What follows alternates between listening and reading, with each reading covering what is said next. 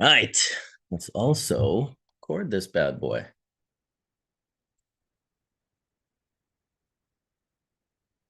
Recording in progress. Well, let's see how that goes. Welcome, everybody. Just waiting to see that I'm live. And I am live. Wonderful. So we're going to mute that. Welcome, everybody. Welcome, everybody. Hash Church, Season 12, Episode 5. I was just talking to Indra. Can you believe it? Season 12. He's like, you're still doing Hash Church? How can I watch? So I sent him the link. Really stoked to see everybody today. And welcome for another Sunday, another episode. Going to be hard to beat last episode's. Ryan's presentation on breeding was spectacular. I managed to get about 20 shorts out of it and posted them all on YouTube. So thank you guys all for watching those. Appreciate you guys. And in the meantime, I suspect we best shout out our sponsors because, my goodness, how thankful are we for our sponsors? And today's episode of Hash Church is proudly supported by the Press Club. These are California brothers obsessed with hash and everything solventless, just like us. Their journey didn't start as a business. It started as a family back in 2014 when a loved one wasn't finding relief through conventional medicine. They turned back to the plant they'd respected their whole lives. They knew cannabis had medicinal power, but they needed something cleaner. That search led them to solventless, using nothing but water, heat, and pressure to let the plant express itself honestly. That light bulb moment turned into washing, pressing, experimenting, and eventually realizing how hard it was to find truly high-quality rosin bags and solventless tools that were made in America and still affordable. So they did what real hash heads do. They built the solution themselves. The Press Club stands for clean process, conscious intention, and tools made by people who actually live this culture, not corporations chasing trends. We're grateful to have the Press Club supporting Hash Church and the wider solventless community, family-run, purpose-driven, and rooted in why hash matters in the first place. Really much love to the Press Club, and thank you for supporting Hash Church. You can check those guys out at www.thepressclub.co, and you can use the code HashChurch. It might be HashChurch, it might be HashChurch10 for a little discount off of their products. So shout out to Jeffrey and the whole team over there at the Press Club. Just trying to move through the next picture here because we want to shout out Puffco. And you know, at Hash Church, we talk a lot about ritual, respect for the plant, and elevating the experience. And that's exactly why we're proud to be supported by Puffco. Puffco continues to set the standard for modern consumption with tools built for people who truly care about flavor, temperature, and intentional use. Make sure I'm reading this properly. Yep. Just want to make sure you guys can hear me. From the Puffco Peak Pro with the 3D XL bowl, delivering consistent heat, bigger hits, unmatched terp expression, to the Proxy, redefining modular, ritual-based consumption, and the Pivot, bringing true Puffco performance into a compact, everyday format. You know, when they say the Proxy redefining modular ritual-based consumption, it really is ritual-based when you smoke a Sherlock pipe. It reminds me of the 20s or the 30s, and I'm sitting by the fire puffing on an old style pipe. And that's really one of the design things that I love about the Proxy. These aren't gadgets. They're purpose-built tools for hash and solventless. We're genuinely grateful for Puffco's continuous support of Hash Church, our guests, and our communities. Their belief in education, culture, and quality helps us keep these conversations alive. You can support the brand that supports the culture by visiting www.puffco.com and explore their lineup and experience what intentional design really feels like. Puffco, elevate the ritual. Shout out to those guys. Well, let's be honest, at Hash Church, I wouldn't be here. We wouldn't be here without the pioneers who helped define solventless extraction, and I hope to think that bubble bags are a cornerstone of that history. Bubble bags have helped introduce the world to ice water extraction, giving growers and hash makers a simple, effective way to separate resin using nothing but water, ice, and agitation. Decades later, our bags remain a trusted tool for people who care about the purity, process, and tradition. For home runs to professional washes, bubble bags continue to support true solventless craft, allowing the plant to speak for itself. We're proud to be supported by Bubble Bags, and we are Bubble Bags, so that makes sense. And grateful for the ongoing support on Hash Church, our guests, and the global hash community. Obviously, a Bubble Bag's commitment to quality and accessibility has empowered generations of hash makers. You can support the brands that built the culture by visiting www.bubblebag.com and explore their extraction bags, accessories, and keep the solventless tradition alive. You can use the code HashChurch10 for a 10% discount. And quite obviously, the bags are on a massive discount right now already, thanks to the 10 million people that have been copying the bags and making the shittiest versions possible available for $50 for 5 or 10 bags on Amazon.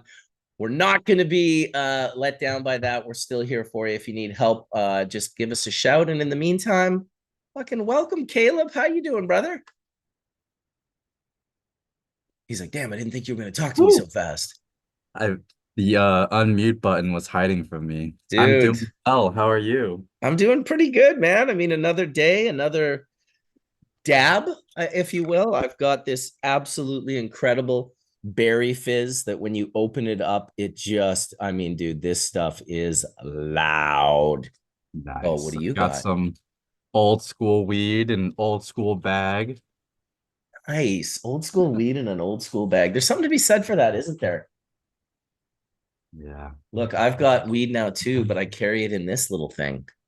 Oh yeah. When's the last time you combusted? Probably like 3 or 4 days ago. This little guy sucks the oxygen out. Mm-hmm. What is the name Nice. of this one? This is called Canlock. But yeah, I got some super silver haze in here. It's quite lovely. I'm jealous. Dude, you're the one that set me off with that Tom Hills fucking Calypso haze in Vegas, dude. That was the second mouthwater. It wasn't the first, but it was the one that really, I think, like, it was just like the tree started falling at that point in time. That last Mm, couple of, it was amazing that I didn't hit it in Vegas while you had it there, but sometimes that's how it plays out. yeah, sometimes indeed. Since there's no one else here, is there any interest if I share a quick little research article that I was talking about I yesterday? would love for you to share a little research article and do a little presentation on what you were talking about the other day, dude. That would be amazing. Awesome. I Just throw it on can, speaker. yeah, yeah. Says I need permission to share the screen. Yes, so if you ask for permission, I should be able to tell you. Otherwise, I can go into the details and I should be able to find screen sharing without appearance, virtual background, videos. It looks like they changed everything again. Let me try this. Oh no, they really did change everything. Is there no way for it to ask me to share the screen Nah, not on or? my end, but I probably have an older version of Zoom installed, maybe why. Okay, let me go to advanced echo cancellation. No, that's all audio. There's got to be a way to host tools, participants, rename themselves, record the computer. It says you can do everything. Request host to start cloud recording, request to record computer. Um, huh. That's interesting. Maybe more advanced. Share. Oh, share. One participant can share at a time. I'll make it multiple. All participants. It says all participants can share. There we go. It was already set up. I didn't even click it. But does it work now? It works now. All righty. All right. So this article, Angus from the Real Seed Company sent it to me, but basically it's titled Phytocannabinoid Profile and Potency of Cannabis Resin Hashish of Northwest Himalayas of India. And it's like the first time that university in India has done a study like this. They went to 20 different regions and collected 58 samples of hand rub hashish and then ran it through the HPLC. They looked for 10 cannabinoids, these 8 plus these two acid cannabinoids. So you can tell they've got the main versions of THC here. So their total THC numbers are kind of accurate, but they're missing THCVA.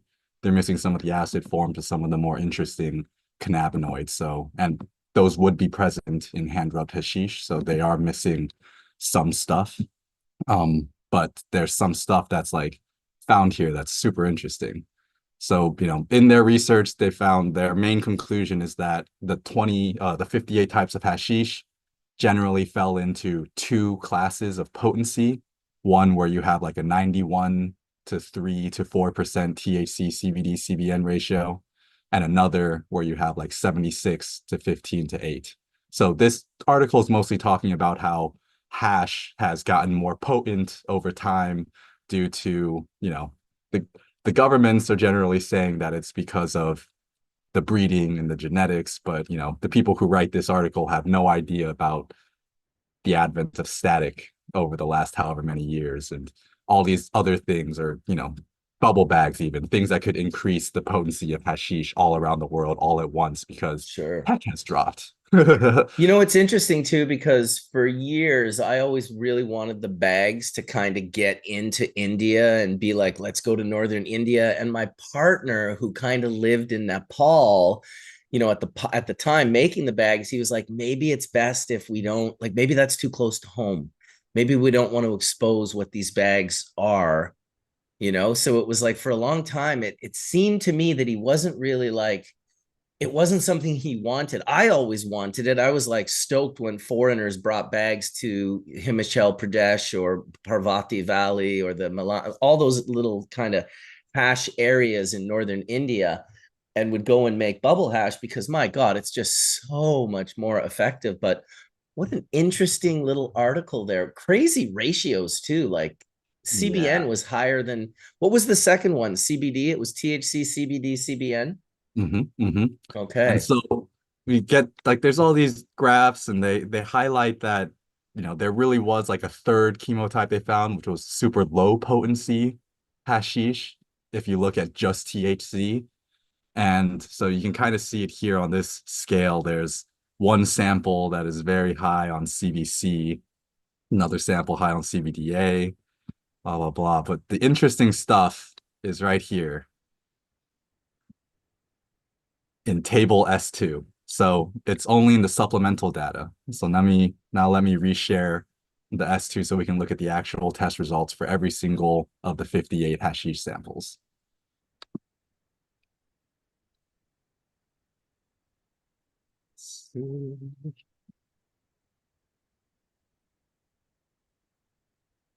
All right.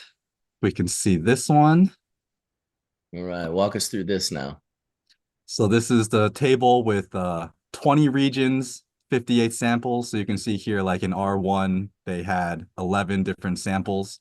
And then they tested for those 10 cannabinoids. And you can see, like, so for sample one, there was 26% total THC.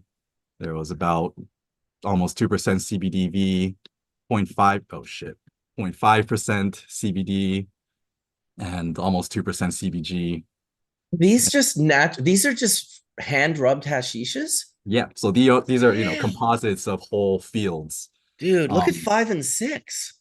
I know, right? Look at 5 and 6. You've got 60% total cannabinoids, and that's not even the highest. There's one that they got 78% on Whoa. in terms of total. And so, there's a question of whether their standards of what they consider 100% THC is even 100% THC, because we've heard from people like Sam the Skunk Man, David Watson, that that once stoners started making isolate for standards, that they found that that THC standards that were being used at labs around the world weren't actually 100% They essentially. were they were mid standards. Yeah, they were mid standards. They weren't high Hey, standards. they were bunk. They were the brick hash standards, Yep. brick weed standards. That's funny.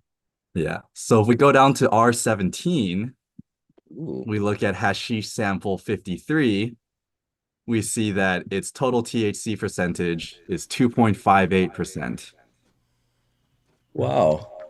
And the highest cannabinoid in this thing is actually CBC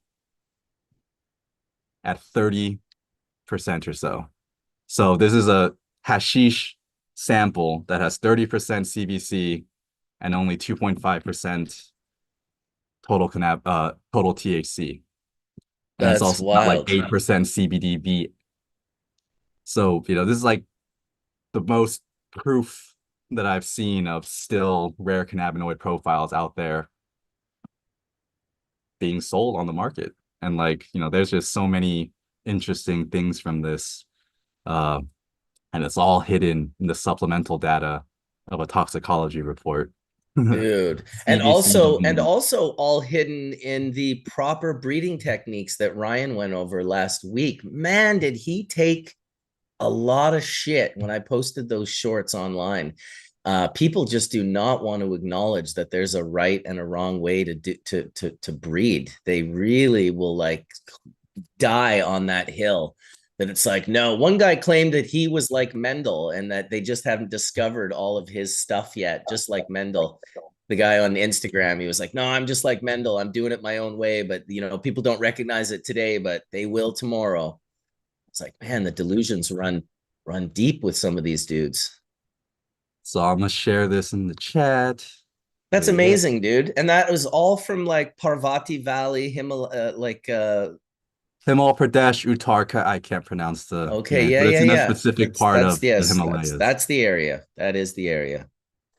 Unbelievable. Really cool. 30% CBC, 30.6% CBC. I have never seen a plant that hadn't been bred to produce such a thing. So it is interesting. I love the idea of that kind of doing more of the breeding knowledge with Ryan over the next 6 months. We're going to do a little breeding corner every kind of Sunday. I'm not sure we're going to be able to do it this Sunday because he was busy, but next Sunday we'll just do a little one where it's like 20 to 30 minutes where he drops a little gem. It seems like valid information for the industry to have an understanding of, because when you want to go and find those things, it seems like having the proper SOPs to do it makes the most sense. Welcome, Dr. Mark, Colin, and Dragonfly Earth Medicine, who all just popped in the last few minutos. Aloha family. Hello. Aloha family. Let's I smoke. Dude, I love smoking. And we went to the Parvati Fuck Valley with yeah. Sky when he was young. And it was very interesting. We went to Castle and Tosh, and on our way to Milana, there's another town. It was really special. Yeah, well, there's Parvati Valley, there's Himachal Pradesh, Himachal there's Pradesh, I think, is the state. Malan. Yeah, And then Parvati Valley is just the Parvati River runs yeah, through. Out of Tosh, which you know that name really well. yeah, I do. And it's just crazy being over there because you're at the top of the Himalayas and it's snowy and it looks crazy and it looks icy and it feels cold. And then as soon as you go down in elevation to the base of the mountains, you're in tea plantations and banana trees. And Oh you're like, yeah. I'm like, hang on, what's going on? And then you look at the latitude and you're like, whoa, this is like the same latitude as uh, like Los Angeles. Trippy. So it's almost like the Himalayas are like a mountain range above LA type, Yeah. for in perspective. You're just like, oh shit. Well, Milana has been called one of the oldest democracies in the world, and the villagers in that little area believe that they are the descendants of the soldiers of Alexander the Great, who got stranded there on like getting injured or something. It's quite a history. Anything that has thousands of years is quite a history. You can see it in the people as well. Like they have the blue eyes, lighter skin, taller. You're like, oh, this is a different looking group. I said, Pakistan's same. Like and Afghanistan. It's weird. It's weird how I love the idea of the old roads and the ancient roads. I love the idea of the old railroads. I love the idea of the. Have you ever learned about the salt caves, like in Poland and in different caves like it that are like, oh my God, I forget the name of the cave in Poland. It's right outside of Krakow. It is a carved temple. There's like a cathedral in there, and they do concerts, and there's crystal chandeliers. It's not just some random cave that's 1,000 years old where they dig in, they dug in and they carved it to be exquisite. And they talk about brine canals, which was underwater saltwater canals that went underneath the ground and up underneath like cathedrals and different places where the cathedrals have tunnels underneath them, and that there was energy flow in them, energy because of the salt and the water going into the cathedrals, which were not just Christian. And my thought in this moment is not necessarily they became Christian, but before it was a healing center where the Mm. organ played and it healed your organs. And it was before they got rid of all the bells, and the bells were resonant. And holy shit, like I Walitska love salt this. mine is probably what you're talking about. Yeah, it's super famous. There's like one in Switzerland, and they were run by the Celts originally, and the Celts were like the original. It's just too much to know. I love it. I'll never know the real reality because I can't read 1,000-year-old books from old libraries because they purposefully changed the language and all of the names of the countries so that I can't recognize anything or read it. Soon AI will just take care of that for you. It'll just be like, here you go. Let me just translate that to something. Have you guys actually heard of the Claude thing that's going on right now, or the Twin SO? So these are agents that you can create. Claude was one, Twin is another. You can create these online AI agents, and you can get the agent to work for you, like while you're not on your computer, while you're sleeping. It can do things like scrub the internet and find job applications if you're looking for jobs, or there's a whole variety of things. So this has really gotten popular in the last week or so.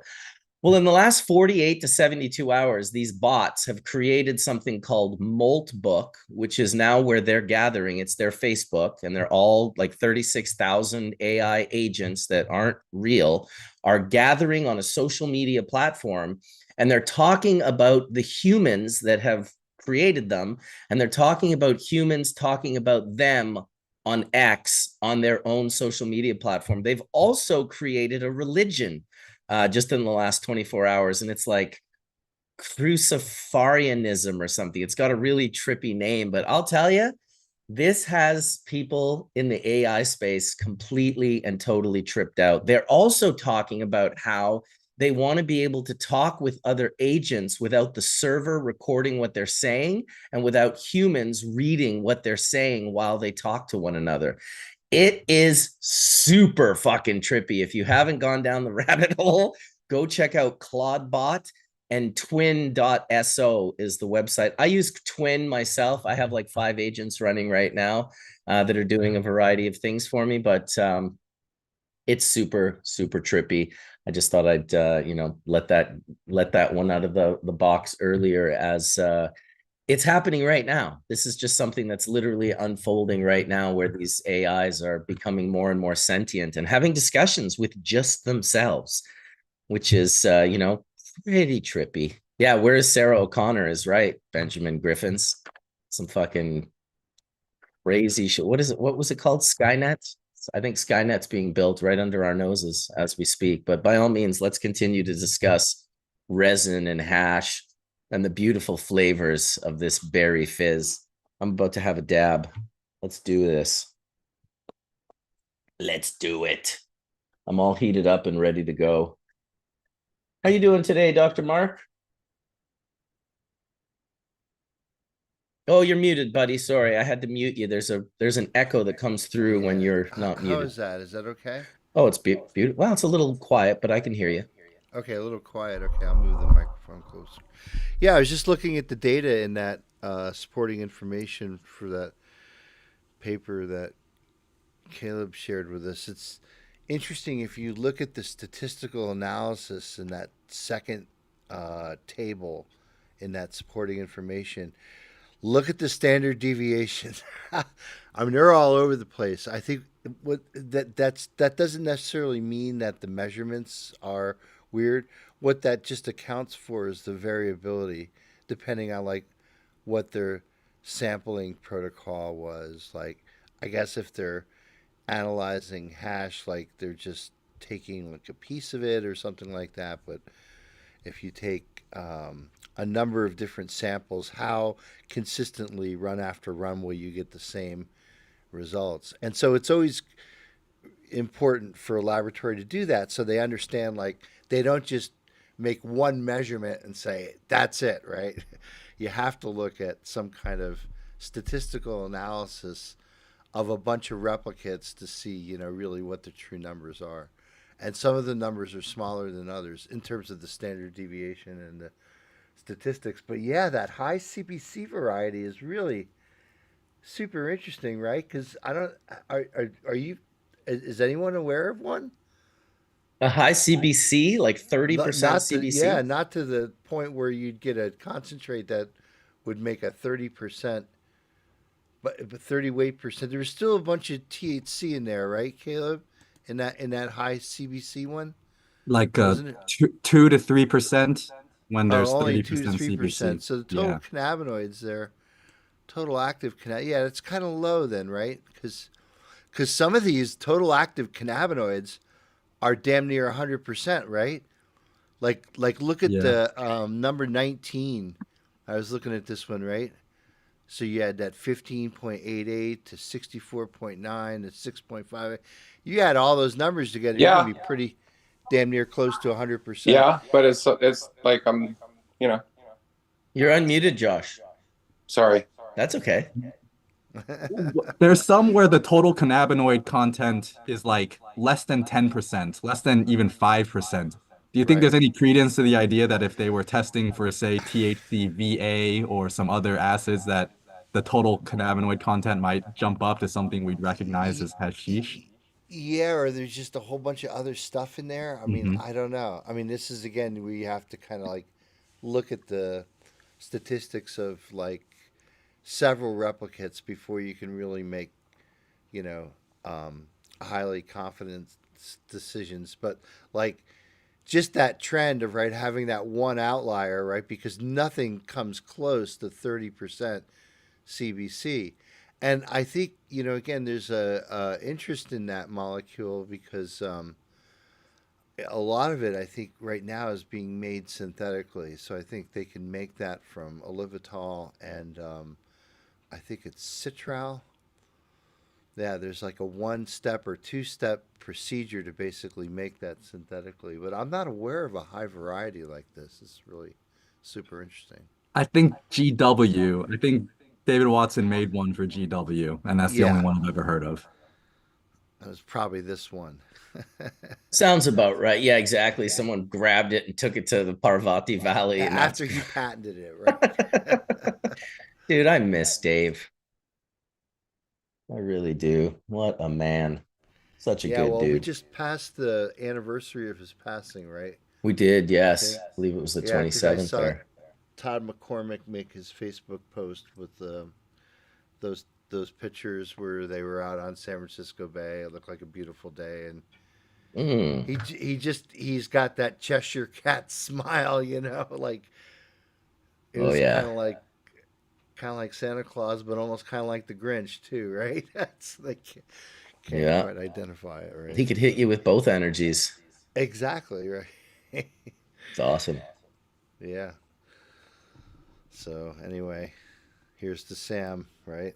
Yes, I'm gonna have a nice big dab right now in his honor, as well as Wade's honor. In fact, Monica hit me up the other day, and if any of you know, she was asking about the CanMed event in Tahoe, I believe. Yes. She's like it's too expensive to attend, but she's trying to figure out a way to volunteer or be able to get a pass to go. If any of you guys have a connection there and you want to help Monica get a pass in there, that would be pretty good. I Just will. reach out to me, please. I got you, bro. I'll talk to Kev. Yeah, Yeah, I just mean, give me a shout. I'm on their advisory board. It is it's there is cost that's associated with the conference. I mean, they stay at a nice resort. There's food all around the clock, but yeah, I mean, certainly like they don't pay for their speakers attendance. You get a discount. Yeah, that's okay. Worst case scenario, if they can offer a discount, like we can raise the money through Hash Church and get her there. So either way, just talk to him, Colin, and see what he Yeah. can do, and we'll figure out the rest. Yeah, no, Yeah. absolutely. It would be great to have her. I think that was Yeah. basically the financial barrier was what was keeping ATN from participating too as well. Mm, Yeah. You know, they were going to have some kind of veterans panel to discuss veterans issues. okay. But Welcome, yeah, Ryan. Colin, it'd be good if you maybe both you and I give them the one Yeah. two and say, hey man, these are good people, and you know, Give him a 1-2, bro. Kevin Yeah. doesn't care. He just wants the money. Oh, They're throwing him under the they're bus. their offices are pretty close to me, so I should just go over there and hang out, and we'll talk. Well, let's see. So, Let's yeah, put and it I'll to the call you on the test. phone, Mark. I'll call you when I'm there. How about that? yeah, right. I don't know what that's going to do, right? But We're gonna talk together. Double yeah. double phone call. Full Melt Phil says Hi, he can Ryan. barely hear Dr. Mark. Might have to Oh get that. really? Well, I mean, I can hear you, but I have great headphones on, so you know what I mean. Like I'm able to I can. like really everything else is quiet except our voices. But if you're in a louder room, and Full the way melt we all Phil. Maybe Full Melt full Phil, full yeah, melt Phil's ears are ringing from his last dab, perhaps. dude, my ears are about to ring. Are we hitting a dab here, I want everybody? my ears to ring. Actually, yeah. Let me join you with Yeah, like that ear what the ringing. hell, dude? Full melt Phil. Full Hey, I just Melt wanted to Can we Phil. get chime my in on bell that rung? CBC plant or that CBC Hey population Ryan, that how are Caleb you? found. Uh, Hey, dude. I gotta give. I was just posted on LinkedIn about it. Caleb sent me the link. I'm really impressed by Caleb. I used to go through these supplemental data with a fine tooth comb, trying to look at stuff and just see if you could see if there was things in there that other people had missed. And Caleb totally caught this little piece of tidbit of data that I think probably the researchers even missed, and most people would have totally missed it going through. But that R17 or population sample is pretty cool. The ratio of CBC to all the other cannabinoids is just unheard of. Um, David had a plant from an Afghani population he called RJ, which was from I think it was his sister's husband, and he used to go by Red John, and so that was the RJ and the RJ Afghani. But it was a plant that David said that he just thought there was something interesting about it. There was just something different about it, and he never could really put his finger on it. And when they hired Etienne de Meyer, who was the plant breeder that he got from Wageningen University, and brought him into Horner Farm, he started playing around with crosses of these things. And when all that work went over to GW, they figured out that these plants had what they called a prolonged juvenile chemotype. So some plants they express more CBC when they're young. And then as the plant matures, the chemotype kind of flips, and they start producing other cannabinoids at a higher rate. But if this data is correct, this sample must be a population hash. You're not getting enough resin off of one plant really to get a sample, right? So usually what happens is people are hand rubbing multiple plants, and you end up with like a hash is more of a population average or a subpopulation average, right? Because you're getting all this resin from multiple individuals to make up one sample. And the numbers, I don't know if someone can share that, but it's like the screenshot on that. But I mean, the ratio of CBC to THC is so out of whack compared to what we normally see that it's a really interesting ratio. And what it implies is that there's plants in this population that was, turned into hash, probably charas because it's in India. So who knows, how much of a representative sample this hash was from the actual population. But yeah, that ratio of CBC to THC acid is just unheard of. Awesome. Thanks for sharing this.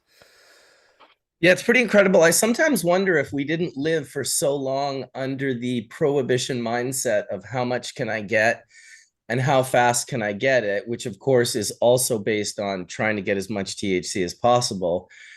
Like when I wonder about how deep we've buried things. I don't want to say lost, but potentially lost in regards to both cannabinoids and volatile organic compounds, because they're very kind of, to me, they're just different groups where it's like, Yeah, well, it shows that there's unknown diversity, I think is mhm, the thing to take away, right? There's unexplored diversity here. Our friend with the initial J was just over in India doing a trip with the guys from the Silk Road Salvation or the Landrace Mafia or whatever. They're mhm, connected over in India. You know, they're I think they're from that region. And so he was over there touring around with them and sampling all these hash, and he said that he couldn't get high the entire time he was in India, which which is kind of cool because it just shows that these populations that are over there aren't, they're not really high THC like the stuff that we're smoking. mhm. But this sample here in the R17 really shows, or R1753 or whatever it is, it really shows that there's plants that have this really atypical ratio. And we gotta look at all the possibilities. I mean, it's possible that this chemical analysis is flawed, right? And so you always want to run replicates, and we want to recollect, and so we need to figure out where R17 is.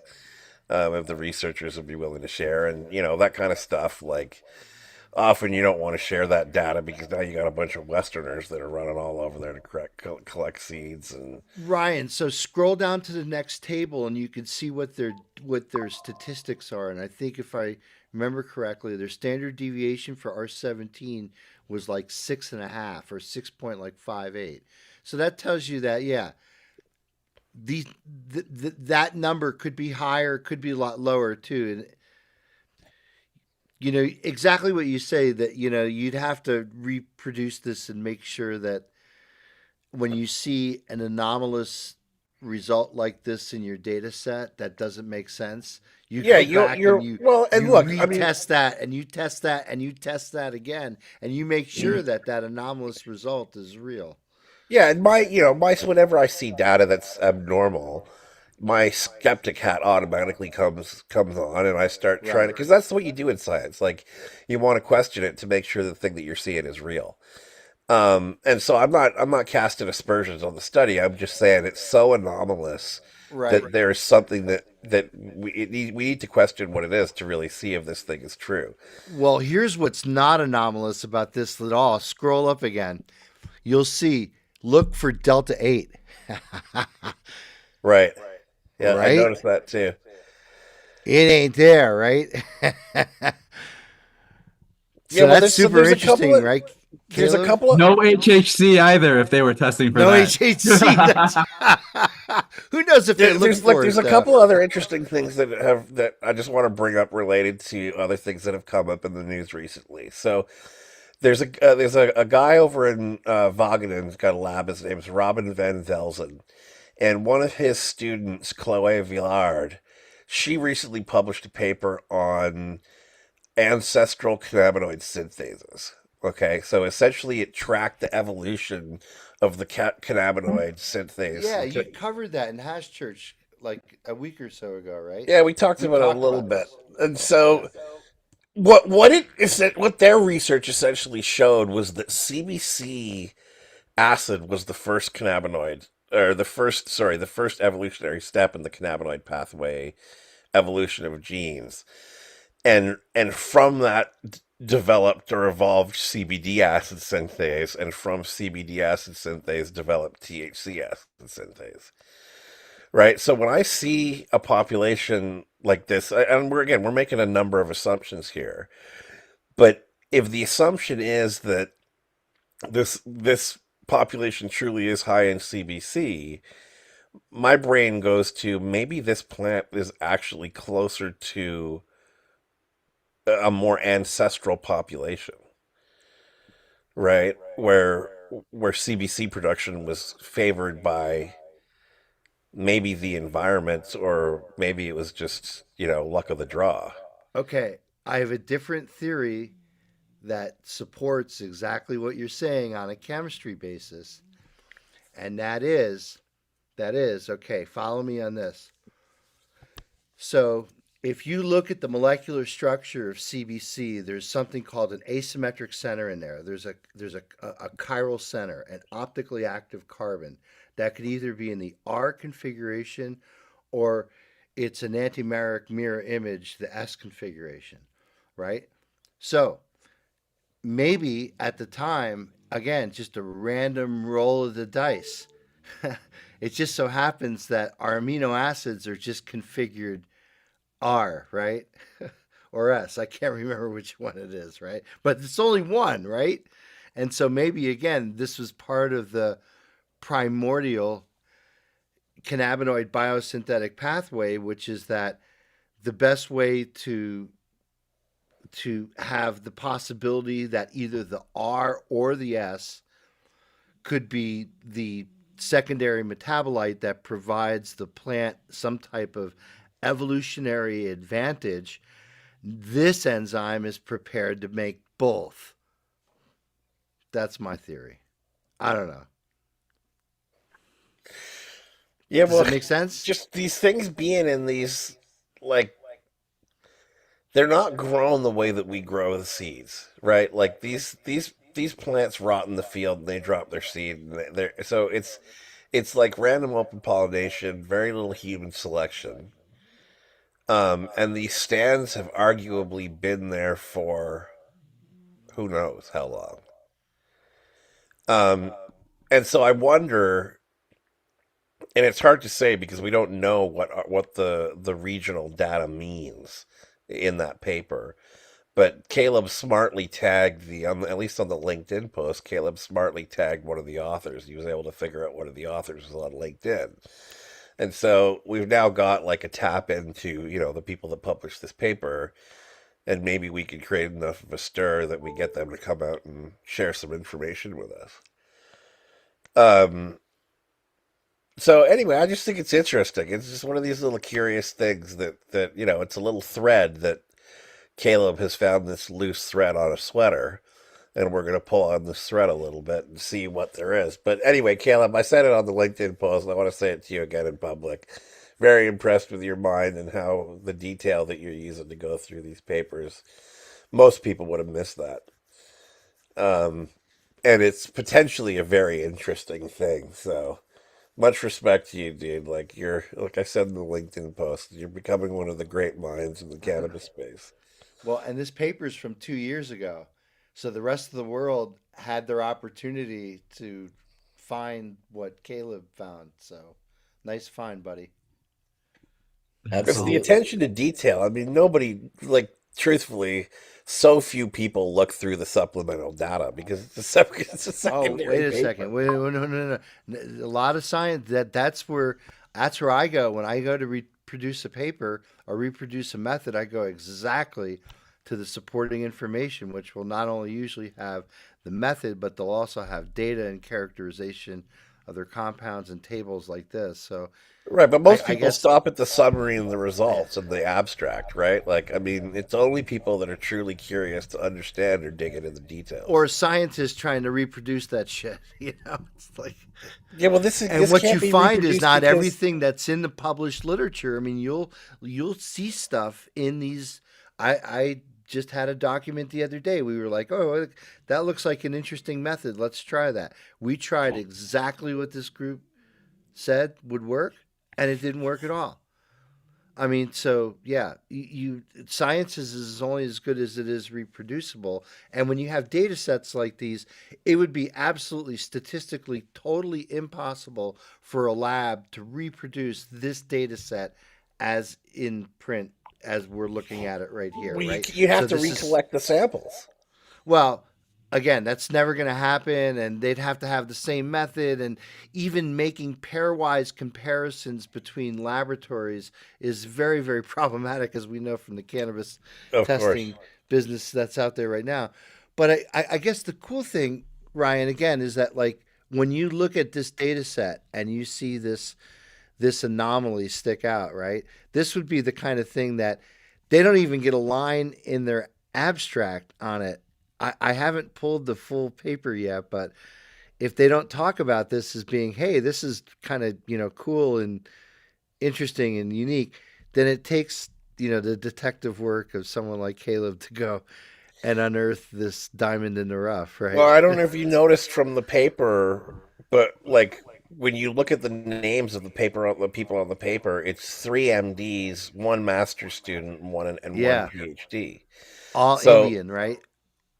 yeah, but like those types of people are not usually doing the chemical analysis, and it seems to be coming from a toxicology point of perspective, I've worked right? with the chemical industry in India, and it is a hit and miss kind of thing. Some of it is really good. Some of the science that happens in India is absolutely just as good as the science that happens in Cambridge, Massachusetts, or San Diego. I mean, it's just top notch stuff. Other stuff is a freaking shit show just because the infrastructure and, who's doing the science is really Yeah, well, important too. yeah, and I agree. I mean, India's a great country with a lot of like there's so many vegetarians that live in that country. Plants are incredibly important in a way that they're probably not in the Amen. West, Absolutely. Totally right? agree. And so it's so tied in with agriculture and feeding the population of 1 billion people, that exploiting the science on plants, they have massive amounts of tissue culture in that country. But so anyway, it's a really intensive plant society. But this particular study seems to be done by like three medical doctors on a cannabis analysis paper is kind of like that's kind of atypical, right? And so it seems to me that the perspective of the paper is like one of toxicology, right? Like they're looking at the toxic compounds in cannabis from these different regions, right? And so they would have just brushed right past CBC because CBC is not an interesting molecule to paint cannabis with a negative brush, right? So Yeah. So this kind of data point is probably wasn't very interesting to them. the lead But for author, yeah, is from the Department of Forensic Medicine and Toxicology at the Ali Institute of Medical Sciences in Rishikesh. Am I saying it right? So yeah, I mean, absolutely, written from a toxicologist's perspective, absolutely. right, but from us looking at it from a botanist point of view, or from like a either a phytochemist or a phytochemical geneticist point of view, that sample is really interesting, and it really makes me want to understand more about what's going on here because it's such an atypical thing. Like GW through HN David's plant breeder was able to bring up the levels of CBC in plants so that GW had, a pharmaceutical line to work with. But it's debatable and probably kind of unknown whether the work that they did even approach what these plants naturally produce. Right? So it's like there's this is a potentially really interesting little clade of plants, right? That are genetically and chemically distinct from really everything else that we know about. And it wasn't it true, ATN too, that I'm sorry, Ryan, that ATN was colorblind when it came to smell, like he couldn't smell or couldn't sense essence. I don't know. I I don't think know you how know true who that you know is. who told me that was Michael Backus. I think he may. I don't know if that was a Hash Church episode or I think maybe a Clubhouse or something. But he was talking Yeah, about. Bacchus never met H. Endemeyer, so he wouldn't know. He's Okay, just confused. okay. Yeah, Bacchus likes to Bacchus likes to I don't know. pontificate Maybe it on was things. Sam who told me that. That may have been David himself. I mean, somebody who knew Etienne said that he didn't have a good or a sense of smell, which is interesting. Or Well, HN wasn't really passionate about cannabis. Like yeah, he was when he was working at Vaganen, he was assigned to a hemp not a hemp program, but a hemp project, right? Like he was in the plant sciences department, and the prof was like, "Hey, you're going to work on hemp." right? And so he did all this like characterization of hemp germplasm. And David, like, David found his thesis and essentially pulled him out and stuck him into the drug cannabis world and said, "Hey, we want you to do this using your skills." Right? So that was kind of how he got into the whole cannabinoid thing. Um, the cannabinoid purification thing, and then GW took him to go and work over at the GW facility and Sitting Board in the UK. So yeah, anyway, it's interesting. It's interesting. And yeah, anyway, good job, Caleb, for checking that one out and seeing that. I was when you showed me that yesterday, I actually got quite excited Yeah. because it's such something so different and new compared to what we all know as the norm. So good catch. In that same vein, that paper was sent to me by Angus at the Real Seed Co., who definitely reads these as soon as they come out and may have also noticed it. So it's very gotta keep the credit flowing. Did he see that thing about the CBC? He was also gonna look deeper into it once I mentioned it to him, but he sent me the supplemental information because we were talking about other things in there. Cool. Well, good job, Angus, for bringing that to our attention. But yeah, I was impressed that you caught that. So good job. And yeah, the next steps are figuring out where region R17 is. And then we got to get the Valenveras boys to be able to start identifying things like the propyl cannabinoids and CBC. That machine is excellent for or for THC and CBD, but it hasn't been trained yet on rare cannabinoids. And that type of machine and being able to go out into a valley with a device like that and do on-site analysis and screening of plants would be incredibly valuable. Yeah, you just got to be able to dry the material because moisture definitely affects the readout. Yeah, well, you'd have to like you'd probably do what we call flagging. Like you essentially take ribbons and you tie them around the plants, take your samples, harvest your samples, dry the samples, Yep. and then you go back and look for the plants to collect the seeds, or you just collect the seeds. Say you take like 100 or 200 plants and you collect all the seeds from each sample, separate the leaf material, then analyze the leaf material when it's dry, and that way you've at least got the genes, right? But yeah, it's potentially a really cool thing, and yeah, I'd love to get my hands on some of those seeds. Again, they're not really exciting from like a let's get high perspective, but just from a hey, we can make a plant that produces a new cannabinoid. CBC is one of the things that I actually thought that like bioreactor production would be very useful for because the Yeah, plant really doesn't produce a ton of that. it is to make the polyketide precursors, right? And then, but you still need a synthetic reaction to finish it off.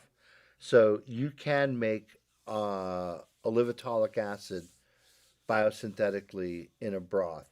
Whether that's economical or not, I mean, again, if you look at like what these fermentations uh, target are on the milligrams per liter, right? And if you assume that you need to make, hundreds of pounds or kilograms of material, think about how big your fermentation tank farm is going to be if your titer is only like something like 50 or 60 milligrams per liter, right? You're going to need a whole lot of fermentation to make that stuff. That's why, again, right now, most of the production of that stuff comes from places over in China because you could make those compounds synthetically over there, cheaper than any place else in the world. And cheap matters in a commodity market. Price is going to win all day long. Yeah, they got one set up in Canada.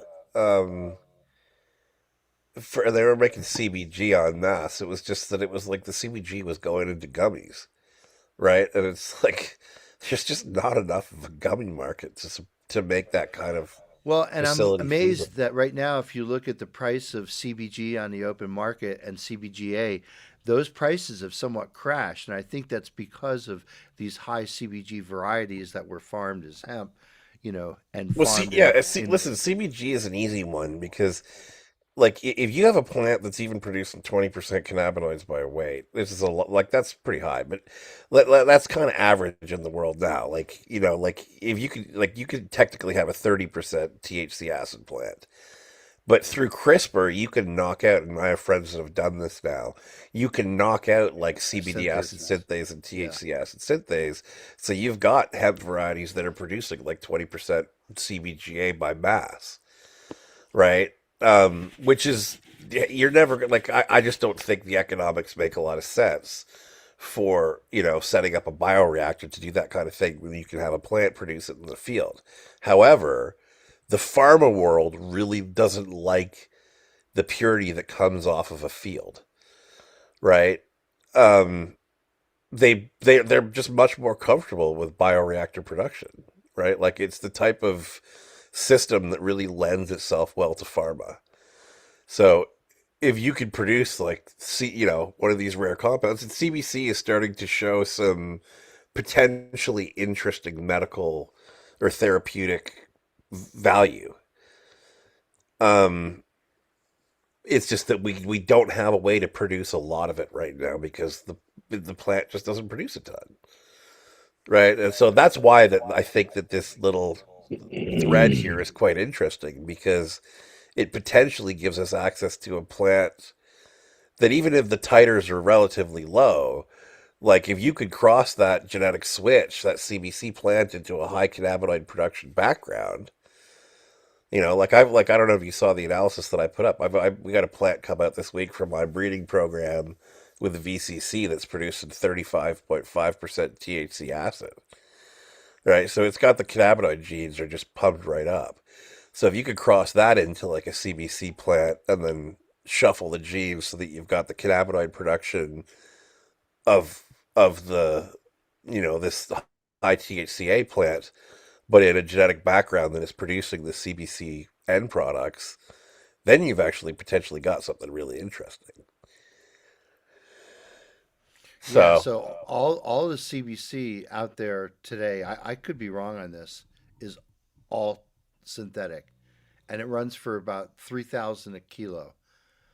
So, you know, I yeah, I mean this is along the same lines of any plant produced thing, Ryan, is that even like with CBD, you could synthetically produce CBD for just about the same price that bulk CBD from hemp is available.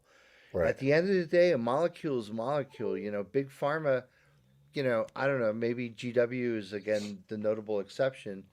Has always relied on synthesis because they could patent the synthesis, and it's like the molecule that they actually take through clinical trials is the synthetic molecule, and so all of the safety package is tied back to that preparation and the product specification of the product that's produced that way. And I think the reluctance to adopt kind of like whole plant medicine, which is again, what the cannabis plant teaches us, is it's not just a single cannabinoid. There's this entourage effect.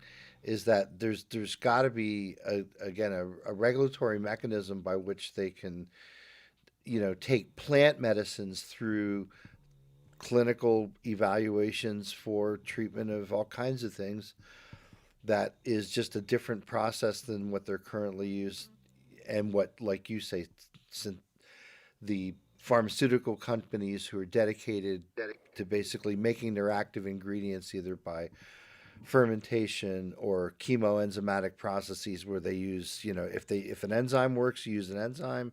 If a chemical works like sulfuric acid, you boil something with sulfuric acid, you can make a clean product cheaply, sustainably, quickly, easily.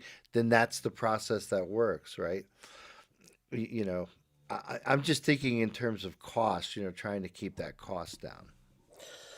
Yeah, well, and I agree with you everything that you're saying. I kind of agree with that world as well. But one thing I've definitely noticed with the cannabis community is that people want things from plants. They don't want things from test tubes. And whether that's rational or not, that's what the market demands. Well, most of the pallet, that's what's on these brokers' websites that are selling hemp derived yada yada yada. It's all synthetic.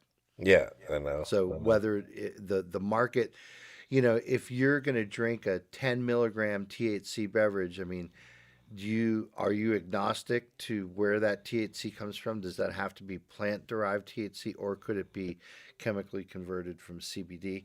For Most the people person, don't care, but there yeah, is. right, exactly, right. But as we've seen though with the CBD oils, is that like, and I think that there's even some data showing that too. I was watching this one kid that has epilepsy in the UK, and his access to, I think he was using Bedrocan, one of the Bedrocan Betiol, I think it was their CBD extract, and for whatever reason, through the government, through his, the way that they have access there is you have to have access through a doctor, right? And then you need specific licenses to import and yada yada yada. So through whatever administrative fuck up, those licenses failed, and they had to put the kids onto Epidiolex, and so he got onto Epidiolex and he started having seizures again. Right. And so it's like it goes to show that there is something in the whole plant extract that's missing from the CBD isolate, right? Absolutely. Of Epidiolex. So yeah, like there's definitely, whether real or not, there's at least a subsection of the people that want these medicines coming out of plants, right? They want that whole plant extract. So it's whether a pharmaceutical company can make a CBC alternative, sure. Maybe they even have better luck going through the FDA approval process. But at least in Canada, the way that the cannabinoids are regulated, you can bypass that entire regulatory process for cannabinoids and get them straight to market. Right. So having a CBC plant extract is really potentially very interesting. Yeah, so Ryan, I wanted to mention just one other thing about that CBC synthase idea that I was talking about before, which was that, so if you look at, so the penultimate step in the cannabinoid biosynthetic pathway is right, GOT, right? So that's the geranyl allotalvic transferase, right? So that's where the two pathways kind of intersect between terpenes and this polyketide aromatic compound, right? And when those two things come together, it makes CBGA, right? So it's easy to look at that reaction and say, okay, when you put those two pieces together, there's no change in oxidation state.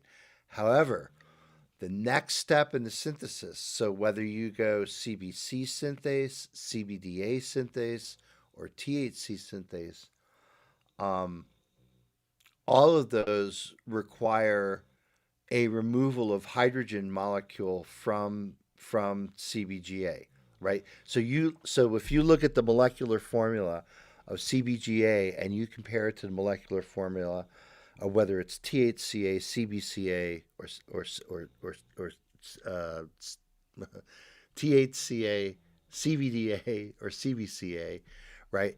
It all has one less hydrogen, H2, than does CBGA. So my question for you is, again, maybe again the fact that that actually involves a cofactor, right?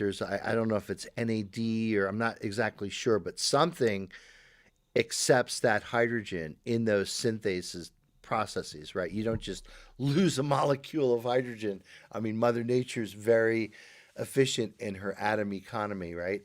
So it's just interesting to think that maybe it took the plant longer for those types of steps in the pathway to develop because there were cofactors involved, or I don't know. I mean, it's interesting because those penultimate, or I'm sorry, the ultimate synthases, right? THC synthase, CBD synthase, and CBC synthase all involve an oxidation. And so maybe the plant just had to be a little bit more sophisticated in its biochemistry before it was able to pull off that stunt. I don't know. Yeah, well, evolution is stepwise, right? It's like when one thing happens, then another thing can happen, right? And then you have all these things happening. You do, and one after another, and it's like you go back and you're missing a step. Like, I mean, it's like, it's like that hydroxylated terpenes, right? Like that's like just somebody has linalool acquired the ability, or sorry, linalool was the result Right. of that enzyme that allowed the Of water adding to a carbonium ion because you make a carbonium ion on that thing.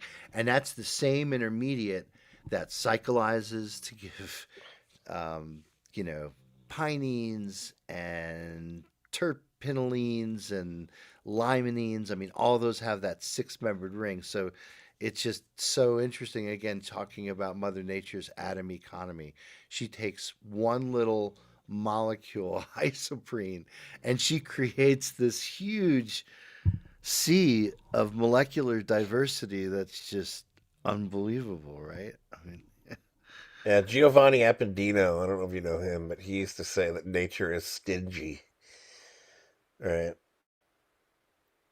He's a great Italian cannabis phytochemist. But yeah, she's definitely efficient in how she works. Right, she exploits every little well, and possibility. this isn't unique to cannabis. This is all plants do this, right? I mean, Of it's course, yeah. yeah. So But cannabis has got more medicinal compounds than a tremendous amount of plants. it does. It That's a does. phytochemical factory. Exactly. pH. Anyway, when I see things like that, I'm reminded how excited David would have been about this. He would have been freaking out when he saw this paper. He'd be inviting Caleb over to come and dab with him. Yep. He'd definitely I be the dabbed most happy. CBC. We dabbed it. I had it on my gas chromatograph, and He did. I have a picture of being at Dave's apartment in like 2001 when he had all these different pure cannabinoids as well as isolated terpenes, not cannabis derived, but just botanical ones. Yeah, I've got that same photo. I took it actually this. I took one this summer because I came across all that stuff. It's still there. That's wild.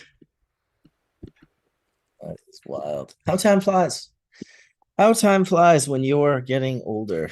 So yeah, enjoy it out Now, there. CBC, I know for a fact because I've seen pretty damn near like 99.9% pure CBC is a oil. It's not a solid. It's a oil. But I don't know about CBCA. So like with THC, maybe THCA is a solid crystalline solid, but THC itself is an oil. I Exactly. don't know. Do you know if CBCA is a oil or crystalline? I'm not sure. See, He didn't have all those standards because when he was David would know that. well, no, he wouldn't because when he was running all that stuff, they were doing it on a GC. They weren't using it in Oh HPLC, yeah, so they okay. weren't really looking at the acidic forms. Yeah, I went back and looked at our Facebook chat, which again ended abruptly. Um, and when THCP first came out, he lit up over it. I mean, he Yeah, wanted to know what I knew about it, and he's like, "Did you see this paper?" He's like, "People are taking this and getting high for 3 days. Have you tried this yet?" And then he asked me, "Can you make this? Can you make me a sample?" Dude, he ended up with a sample fairly He quickly. did, Oh, it yes, took yes, him yeah. no I, time. I, I Like, did what for was the that? A record. That was week? not from 5 me. Yeah, days? it took him no time, and he had a He was on sample. church. He's like, yeah, I got my THCP. I was like, what the fuck, dude? What are you talking about? And it got him crocked, right? Like he got crocked on it, didn't he? Oh yeah, like he said, he smoked it, and then he got up to go to like, he was diabetic, so he'd drink Coca-Cola to help regulate his blood sugar when it got low. That was his quick fix. And so he'd always be running to the kitchen to grab a can of Coke. And he said he got up to go to the kitchen like an hour later and he was stumbling. Oh man. Right? Like he said it was really, really whacked him out. Not in a good way. He said it was strong, but he didn't really like it. Yeah, well, that's what happens when strong is too strong. Yeah. You know? I don't know how many bong hits you end up taking in life. Like, let's just say, like for me, example, I've maybe been smoking for 38 years now. I started 14 years old. I'm 52. I'm just like, oh, weird. And I wonder if like what's 13,000 bong hits, and then Well, that's the neat thing about the and then Puffcos. times 2 or 3, and I'm just yeah, but Puffcos are like that. That's So they measure your hits though. So they tell you, like I met a guy in Denver who was in the 1% of all Puffco smokers. He had hit 24,000 dabs in like a year. It was insane. Were they all his though? Or how Oh. many were his friends? Oh, this dude was definitely, and to continue, I would say when I first met Dave and went to his apartment, I can promise you he took like 40 to 50 bong rips just in the like 2 to 3 hours that I was sitting there. I couldn't fathom it. I couldn't wrap my head around it, to be honest. It just didn't make any sense. But like, it depends on who you are. Because if you like counted up the amount of bong rips that Dave took, I think it would be an absolutely astronomically almost, we would be chuckling number. Well, I remember thinking the same thing about you, bro. When we fucking first met. I was like, man, Marcus hits a lot. I was like, no wonder he's the bubble man. He really is like hitting a lot of dope. In all fairness, like you can take 2 or 3 sessions on one Puffco bowl, so it's a little hard. I'm thinking it's a little hard to quantify the Puffco hit. Well, that's if you're putting too much in on your Puffco. If you're monitoring how much you put in as a dab, like this insane guy that I met in Denver, shout out to you, dude. You know who you are. He was impressive to say the least. He had the duals. He showed up with 2. He was like, yeah, I got my 2. You always have 2. I'm like, dude, you know, one's charging while one's being used. Well, on an average, according to AI, we take about 960 breaths per day. 960, yeah. Is that? I guess that number seems about right. And 27 of those breaths have bong hits in them. 27. Yeah, that's the right. So, like actual bongs. So in a year, that's 7.5 million breaths. That is indeed. You know, I took my first bong rip, Josh, in Denver at my friend's place called Tetra. It's a cool lounge. I'm trying not to be upset about that because I wasn't there, but keep going. Yeah, this girl just randomly was like, hey, you should try this bong. I was like, all right, I cleaned the mouthpiece and I was like, I'll give this a shot. I have to say that I have enjoyed the odd spliff since I started combusting cannabis again. It's like less than 10% of my. So just in all fairness, a spliff, you're talking about just cannabis. Just cannabis. Hash Yeah. spliff not or tobacco. cannabis? Unfortunate. Yeah, well, with maybe a little hash in there too. Right, but it's just sad that the spliff nowadays is like a tobacco and In America, they You know call what? it Only if you let them have it. We can steal it back, dude. It's pretty common in America that spliff means hash tobacco or tobacco and weed. Yeah, I know, but it's pretty common when I grew up that spliff meant joint.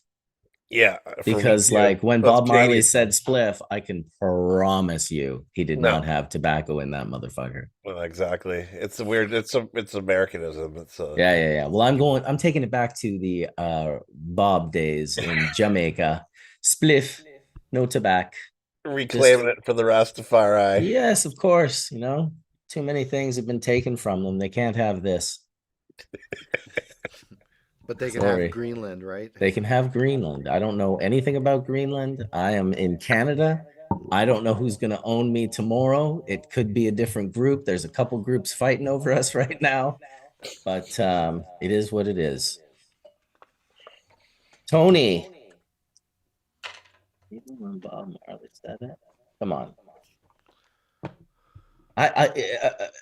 No Rasta is talking about a spliff with tobacco in it. I'm sorry. Tony said spliff is always meant tobacco. Yeah, some of them do, absolutely, but I'm telling you, a lot of them don't.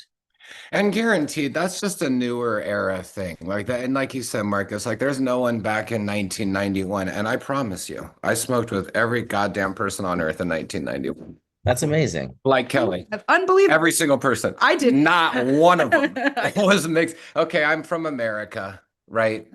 But there's You no are. one that considered a spliff. And I'm going to be provocative here because when you go to Europe and someone breaks out a chillum, you know, you kind of you don't get Ooh. excited. You don't get excited because Ooh. somehow the chillum decided that it has to have tobacco in it. I know. Get Oh it? man, I know. I honestly don't get it. I don't get the it first either. time I smoked a chillum in Horrible. Italy, I almost died. I was Ooh. like, it's such a massive dose of nicotine, and the way the Italians smoke, they put this tiny little piece of hash in there with like a big chunk of tobacco, so you're Oh. essentially getting a big whack of nicotine with a little dose of THC. And I think I went yellow. Like I was so ill. It's not, I remember like finally I was like, look, I need to buy some hash, right? And so we went and saw a dealer and I bought some hash and I rolled up a joint the way that I do, right? Which is Which is like a lot of hash, right?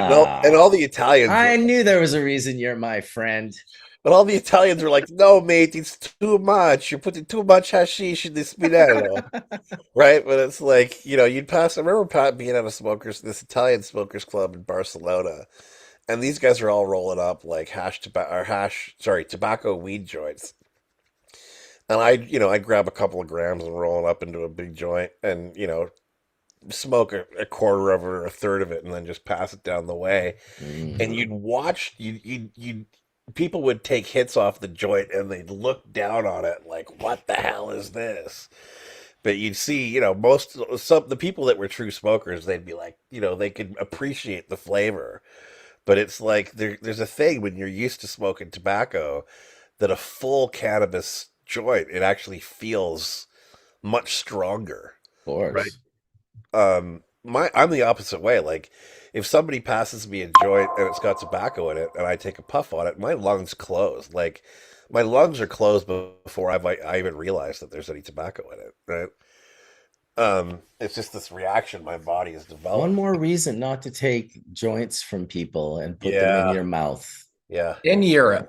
If you're in California Anywhere. and Oregon, Anywhere. all right. I gotta go with Kelly. Just think of it this way. You're at the dinner table. You got 12 of your best friends, and everyone's passing their fork around, but they're putting it in their mouth and then passing it to the next person, and they're putting it in their mouth. It's like, you know what? I love you all, but this is gross. I personally want that fork, and I'll take that fork and go put it in the garden and then eat out of it. I truly believe in sharing the plague. challenging your epigenetics. Challenging your epigenetics. I mean, I'm young. There's better ways. Oh, is there? There has to We be. all went through COVID and figured this out. There have to be. I'm not sharing anything anymore. I got so sick in Vegas when I came home, and it was just like, you know what? This is not good for my family. This is definitely not good for me. I think it's better if I just. So I carry a couple of Puffcos. I carry, if I rolled a joint, I'm like, hey, you can roll one too. Like, here you go. I got everything right here. I'm still very much like want to make it a group thing and share and make sure everyone has what they need, but just in a sort of like just different way. And I'm not really like a germaphobe, to be honest. I'm not like washing my hands all the time. I'm not like alcohol spraying my hands all the time. I think that's probably not a good idea. Spraying yourself with those alcohols on the regular, but I just can't after 30 years of not sharing joints and really just recently being like, how many Puffcos do you think I shared in Vegas, Caleb? Like 400, 500? At least, probably. That's just insane. That's too much. How many strippers did you make out with? 0. I'm uncorruptible by Las Vegas, just so you know. Uncorruptible. Caleb was too. We were just cruising through there, just not like with a little bubble around us, just like puffing bowls, not drinking alcohol, not eating steaks, not gambling, Not wearing suits. not wearing suits, and just being low key, just like let's find a balcony where we can puff. And we seem to be on one often. I did notice that. Still, I did prefer Colorado over Nevada, we'll say. Colorado is darn awesome. They got it going on. There's some great people in Colorado, I have to say.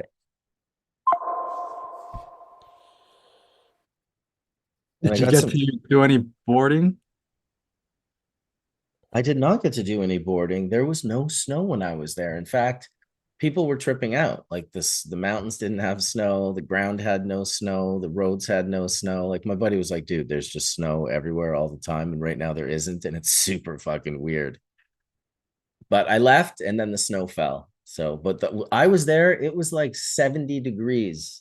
Like for 3 of the 5 days I was there, it was like I was in my t-shirt. This was in January. It was a bonus for me, even though I brought this super heavy like hemp jacket that like Jair gave me, the Legends of Hemp or whatever jacket. I got one of those kind of hemp hoodlum jackets, and carrying it was a pain in the ass because I didn't check a suitcase. So I had this thing that basically weighed as much as my carry-on suitcase, which was just a jacket. And I didn't wear it once the whole time I was there. I just traveled from Canada to Colorado with it and then back to Vancouver. It was like, what a fucking waste of time and energy carrying this jacket. But it's a nice jacket. It's a special jacket. I couldn't not. It would have filled my carry-on suitcase completely full without anything else going in my carry-on suitcase. That's how big this fucking jacket is. Keeps you warm in the cold, though. It does keep you warm in the cold. Okay, I wonder. A border prop. What's that? It was a border prop. Right. Marcus, with your waiver, was it pretty easy when you got to the border? Did they just look at it and let you on through, or did you have to go and talk to them and them look in the system, or what happened? Generally, that's what's supposed to happen. My lawyer told me when you get the waiver, it's pretty much automatic that you'll go to secondary when you go through. That hasn't happened the 2 times that I've gone through. The second time I went, I just give them my waiver and my passport, and they take a picture, and then they say, okay, go through. The second time, though, the guy said, he said, hey, he says, oh, you got a waiver. I said, yeah. He said, okay, well, that like sometimes you'll have to go to secondary. And I said, yeah, my lawyer told me that, just to expect secondary every time. And he said, okay, cool. Well, not today, though. And then also sent me through. So 2 times that's happened. I expect maybe next time to go to secondary. But the beautiful thing is the 11 months of the waiver of an application for the waiver is like, that's the big investigation where they make sure that you're okay to come into their country. So I'm not worried about them finding anything that is going to be like, oh, now you can't come into the country, because nothing's changed for me. So I should be good. But yeah, I suspect next time I go later this month, I'm going to go to New Mexico. I suspect they'll probably eventually pull me into secondary, but no problem. I'm ready for it. Yeah, most of my friends who have gotten the waivers, we sort of joke that it's a waiver, like they wave you right on by, like the waiver. Mm-hmm. I've heard the same thing, that very rarely do those waivers ever get pulled into secondary, although they'll tell you that you do go into secondary. So that's why I was asking you, because I've just seen throughout time, everybody who gets those waivers just gets waved right on through, because like you said, they've already checked you out. And those people who are at the border are actually secondary in line to the people who signed your waiver. Oh, yeah. So they would have It's to go. pre-approved. It's a Waiver. pre-approved crossing. So it's Yeah. pre-approved crossing with, the the idea that if you go over there and you do something illegal at the border, well, they definitely have the power to tell you you're not going to be going over. But as long as you are the same person that applied for that waiver and you're acting in the same way that you expressed that you would, then yeah, it's basically a pre-approval. Amazing. I'm just so overjoyed that you have that in your hands. Yeah, Amazing. I'm super grateful for it. The whole time I was down there, I was telling people because people were like kind of, I don't know, disenfranchised and complaining and you just like we all do, moaning about different things in life and governments and countries. And I'm just like, man, like, listen, like I just feel grateful to be able to come here. You should be grateful that you're allowed to live here. It is actually pretty cool. It's kind of like Canada. Canada's pretty cool unless you go to like Maine and Hastings and then you see it's horrific and it's a nightmare and there's just this horrible thing going on. Well, yeah, you can find that anywhere you go. But you can also find good. And after 30 years of not being able to go to the US, I'm ready to go and see my friends in their different environments. Like I want to go, see everyone. Yeah, if you don't focus on the negative stuff, there's a lot of beauty in the United States. Oh my gosh, dude. So many great friends, so many amazing people, like all over the US to go visit. Well, and incredible geography too. I mean, Well, there's exactly. beautiful, incredible, and I spent 3 years down there working in California, and like some of the geoengineering, like the things that they did to build the dams, and the scale of agriculture, like it's just nobody does agriculture like the United States. Nobody on the planet. It's just massive industrial scale ag. Orchards that are thousands and thousands of acres right along the side of the I-5, all the citrus orchards, and it's just there's really stuff that when you see it with novice eyes, right? When you see it with like new eyes and you've never seen that kind of stuff before, it's like wow. It's just the way they do it is you gotta there really is something beautiful about American ingenuity. Yeah, I mean, it's all a part of it. Also, all the songs and all the music and the movies and the shows that just like over the years, like I'm in Denver going to Colorado and I see like the sign on the highway with like the mountains in the background and, Yeah, Boulder, just tucked right in there. And I'm yeah, coming from Denver and I'm like, this is cool. It's like, it really is. Well, it's just that geography, like that plateau off the Rockies, is just an incredible. It's an incredible spot in the on the continent. mhm. It really is like a unique, beautiful spot. So Yeah, Boulder's very magical when you drive down to 36 there, and you're basically looking at the Flatirons with the mountains. That big peak back there is Long's Peak, which is the kind of like the crown jewel of the Front Range. You have Pikes Peak to the south, but Long's Peak is the 14er that's in Rocky Mountain National Park right there in Estes Park, which is the national park that's just So above Pure Pressure Boulder. named their machine after Yes, exactly. Right, right, both of them, right, right, actually, Pikes and right. Longs. Yeah, Long's right. The Long's Peak Press, right? So, and Long's is a really challenging hike. I summited it twice when I lived out in Fort Collins, and this is the kind of hike that you have to be there at the parking lot right at daybreak to get up to the peak and back down before it gets dark. And it's not the kind of peak that you want to be caught in the dark on. So, yeah, it's a beautiful place. So, Colorado's dope. I tuned in this summer from the Continental Divide. It's like all five right. five So minutes. that road that goes through the Continental Divide there in Rocky Mountain National Park is, what is that called? Trail Ridge Road, I think, right? I think it's Mhm. open for most of the year. I think they might close in the middle of the winter. But if you are, yeah, traveling in Colorado, definitely go up Trail Ridge Road. And you could stop at the visitor center on top. And I think right at that point, you're looking at basically the Continental Divide, which is just, the water on this side of the mountain flows to the Pacific, the water on this side flows to the Atlantic. probably through the Gulf, right? There's a glacier lake up there as well, right at the foot of Estes Park there. Dude, was that a proxy I saw you holding up there, Yeah, I was Colin? just gonna, you guys were, I was just like holding and saying to myself, I was like, nice. Like this feels like from a product design point of view, like right on, guys. Nice work. This Listen, is there's feels great. nothing beats this piece for your proxy when you're laying on the I love couch, how guys. outrageous that. I'm telling you, it's Yes. Hell yeah. Size matters, right? Yeah, well, I don't know on about the that. on that the flute over there that he's got, yes.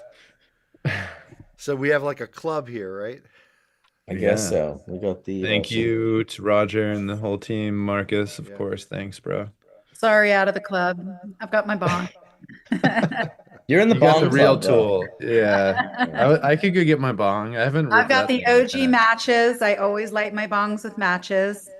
Nice. The I've wood got my ones. nice, clean, beautiful Yeah, bong. the red birds or whatever. Yep, Redbirds. Someone's echoing pretty bad. That's Mark. I'll mute him. I don't know why that is, but yes, I have two things with Mark. When he speaks in gallery or speaker, it doesn't show him. So like if Colin speaks and then Mark speaks, it'll stay on Colin the whole time Mark is speaking, and that drives me nuts. So that's why I have it on gallery right now where it's all of us. Also, Ryan has his camera off, and I hate that when it's speaker because then it's just a picture. So I'm just have it open to all of us. So if you don't want your face being seen I'm on, really Colin. you're really Colin. That's I'm what, I'm already overloading this some thing by design. I'm sorry, Buffco, by overloading I'm gonna here. disconnect my microphone and maybe that makes it better. Let's see. Is that better? Does it seem echoey? It's definitely It just seems like the echo is louder. Echo is louder? Damn it. earphones on. So that's why there's an echo. But if you mute Dr. Mark, you'll notice now the echo is gone.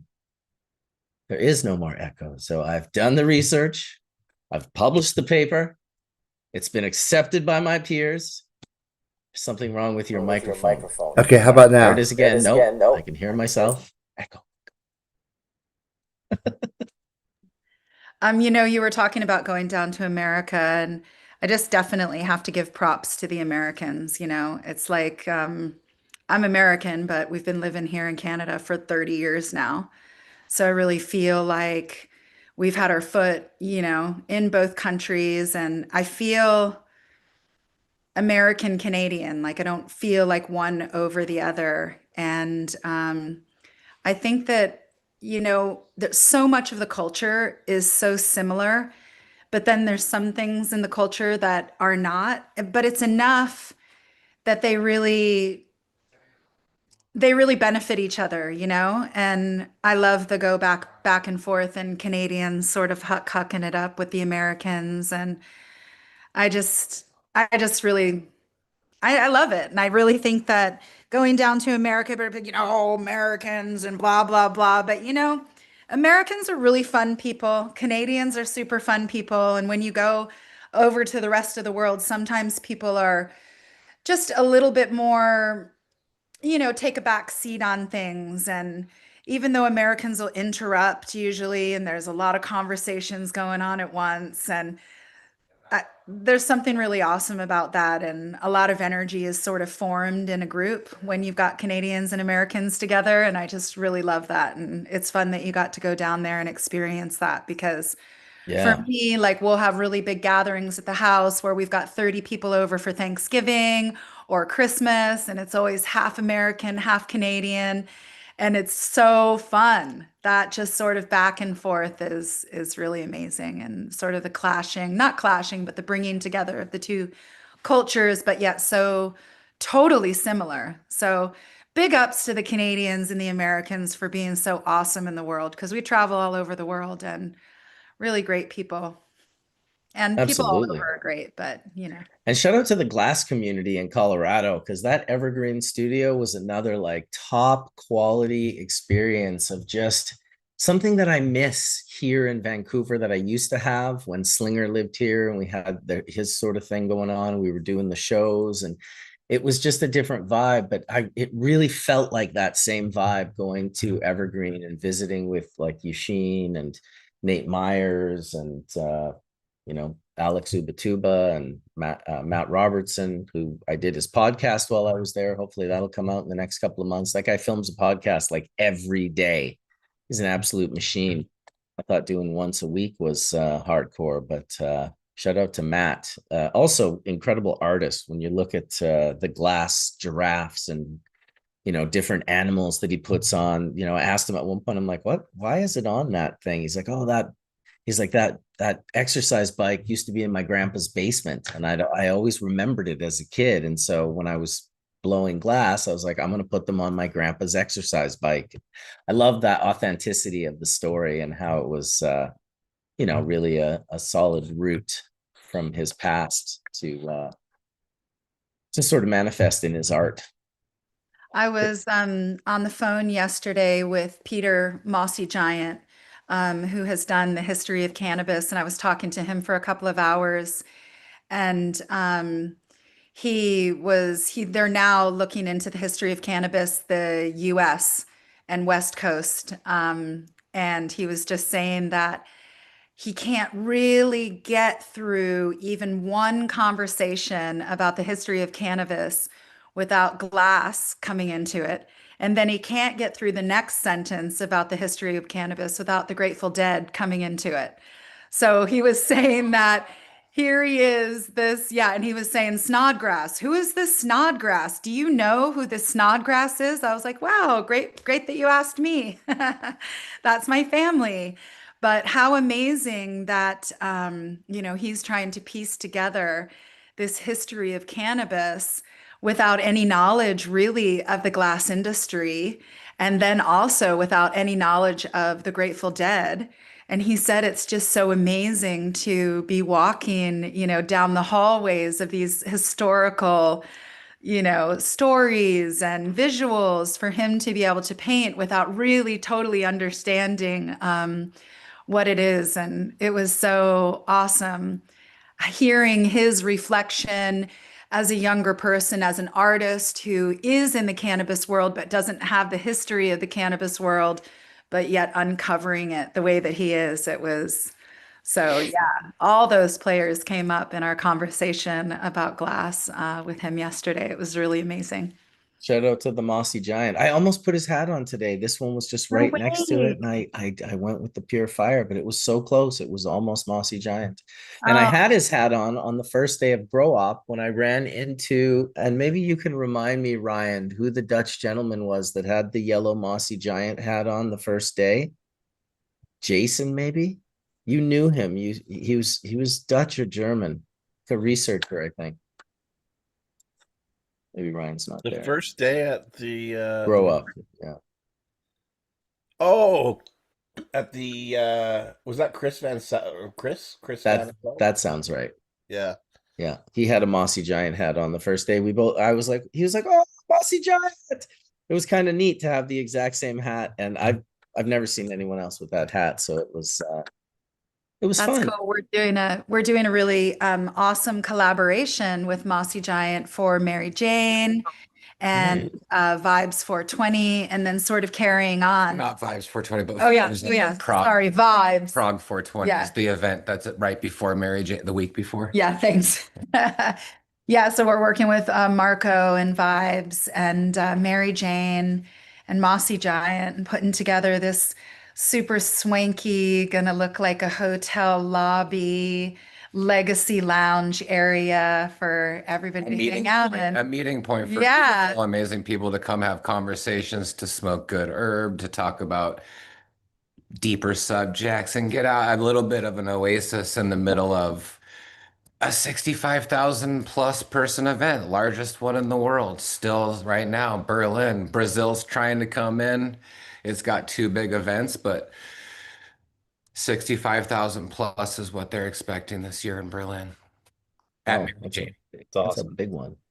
Yeah, Mary Jane is so busy and crazy. It's insane. It's the first event I ever went to that had like beaches and people partying and DJs and fucking swimming pools floating on the river out in front of the venue, like giant, like Olympic size pool just floating in a wood box. Like it was insane, completely insane.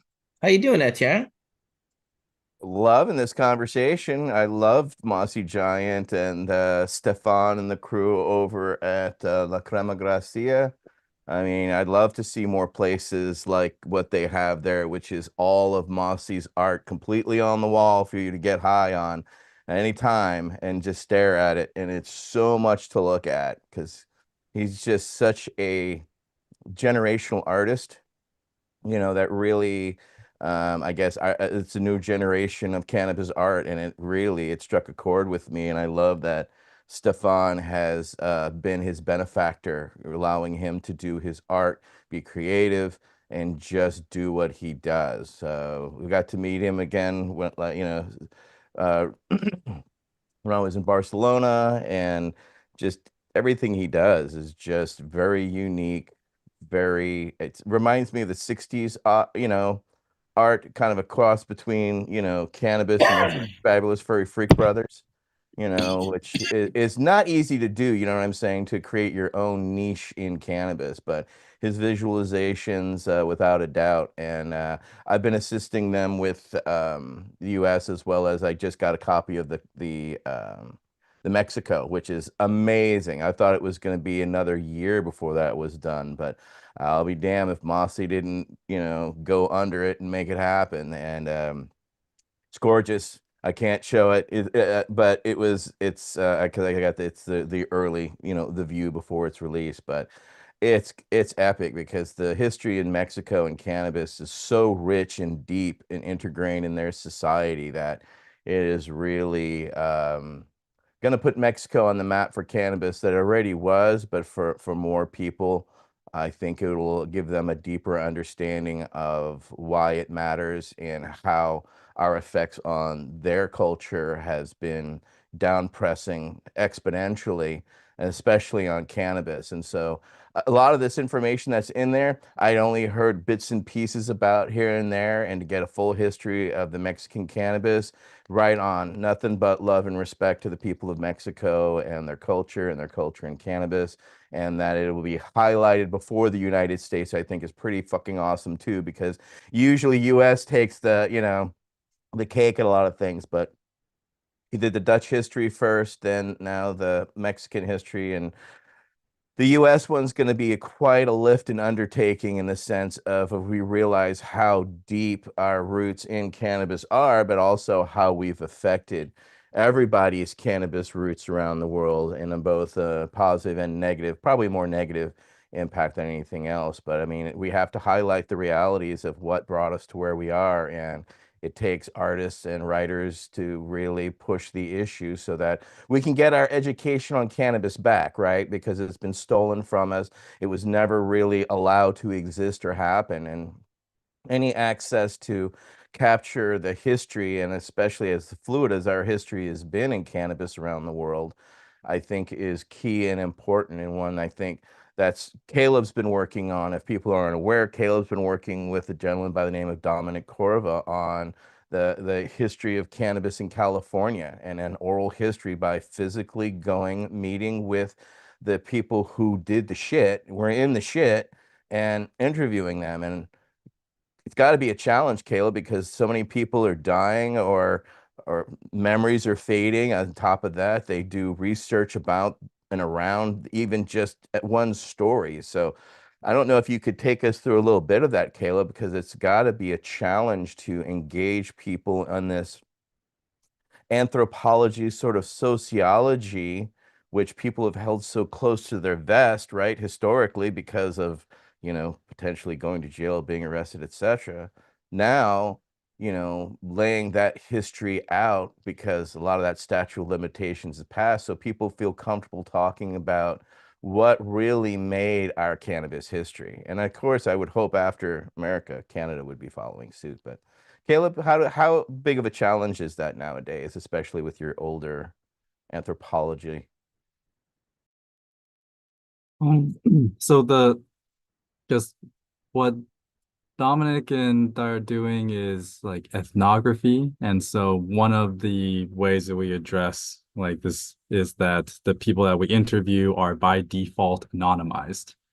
And there's also an IRB form that the school has to approve, and then that has to be signed by the participants so they're aware of the risks in participating. So we lay out like, perhaps you're talking about things that were or are federally illegal, or, despite this or that. And at the end of the day, it's up to the researcher to protect the identities of the people that they're able to talk with. And, in terms of like the cannabis community, and there are lots of other communities that have understandably like much consternation about researchers coming in. And so, that's definitely something that we've dealt with as well. There have been people that do not want to be interviewed after initially expressing interest. And that is something that I frankly completely understand, because at the end of the day, it's a project that's funded by the DCC. We're just one small part, ethnography and political economy. There's a separate section at UC Berkeley that's doing actual oral histories where people will not be anonymized. They're going to be recording videos that will be sitting at the Bancroft Library at UC Berkeley and be part of the very first oral history of California cannabis history. And so that's like a different side of the project, and it's a different ask of the research subject. And I mean, even that term right there, research subject, right? It belays a lot of the issues we're talking about. So with it being a Department of Cannabis Control funded project, there are people who do not want to participate just based on that. And that is not something that I would ever hold against someone, because, if you're pissed at the man for, real reasons, then however many years you've lost in your life to it, however many business opportunities, however many, access to your children, there's just so much stuff that kind of stands in the way of research like this. Hope that helps answer. That sounds spectacular. And we've been traveling to farms since 1990, buying, selling, checking, seeing it all, and really watching everyone go from bought soil and pots to going to putting their weed in the ground. I really like that part of the history of cannabis in California. The whole moment that everyone said, whoa, these pots are killing our microbiology. They're using more water. We have to buy water, put it in plastic containers. I have like 2,500 gallon, 8 containers up on the hill. When people started, and it was like this thing of it was literally like this emotional leap of faith. Like, I don't know if I can put the weed in the ground. And then if you start being like, all right, well, go get your forest and sticks and everything, and maybe instead of burning it in a slash pile, because everyone loves a bonfire, right? Like, consider putting it on the ground. You don't have to dig a trench. You can just lay it on top. Check if your soil's clay. Check if it's porous. It defines how you make the mound. And then people are like, oh, but I'm afraid I have ground rodents and ants and all these things. I don't want to bring stuff in from in sticks and put it in the earth. And then just watching the herb change and watching people like just rows and rows of just like no one's buying soil anymore. Like people are just mounding and layering. And it's like the weed really did it changed it in a lot of ways. And The then sun grown. that's what I mean. Yeah, just sun grown. Of course. And That's that what really if you're changed, talking about California, and that really changed a lot of the breeding. Yeah, for sure. When we talk about California, we're talking about sun. tons of indoor, obviously, Sure. but like the specialty is like, wow. Check out. Have you guys seen the sun? I just saw this article actually, and I'm feeling really dumb. I can't even remember where it was, but it was talking about, oh, maybe somebody else saw it. Oh, I feel stupid because I can't remember where it was, but you guys maybe will remember it.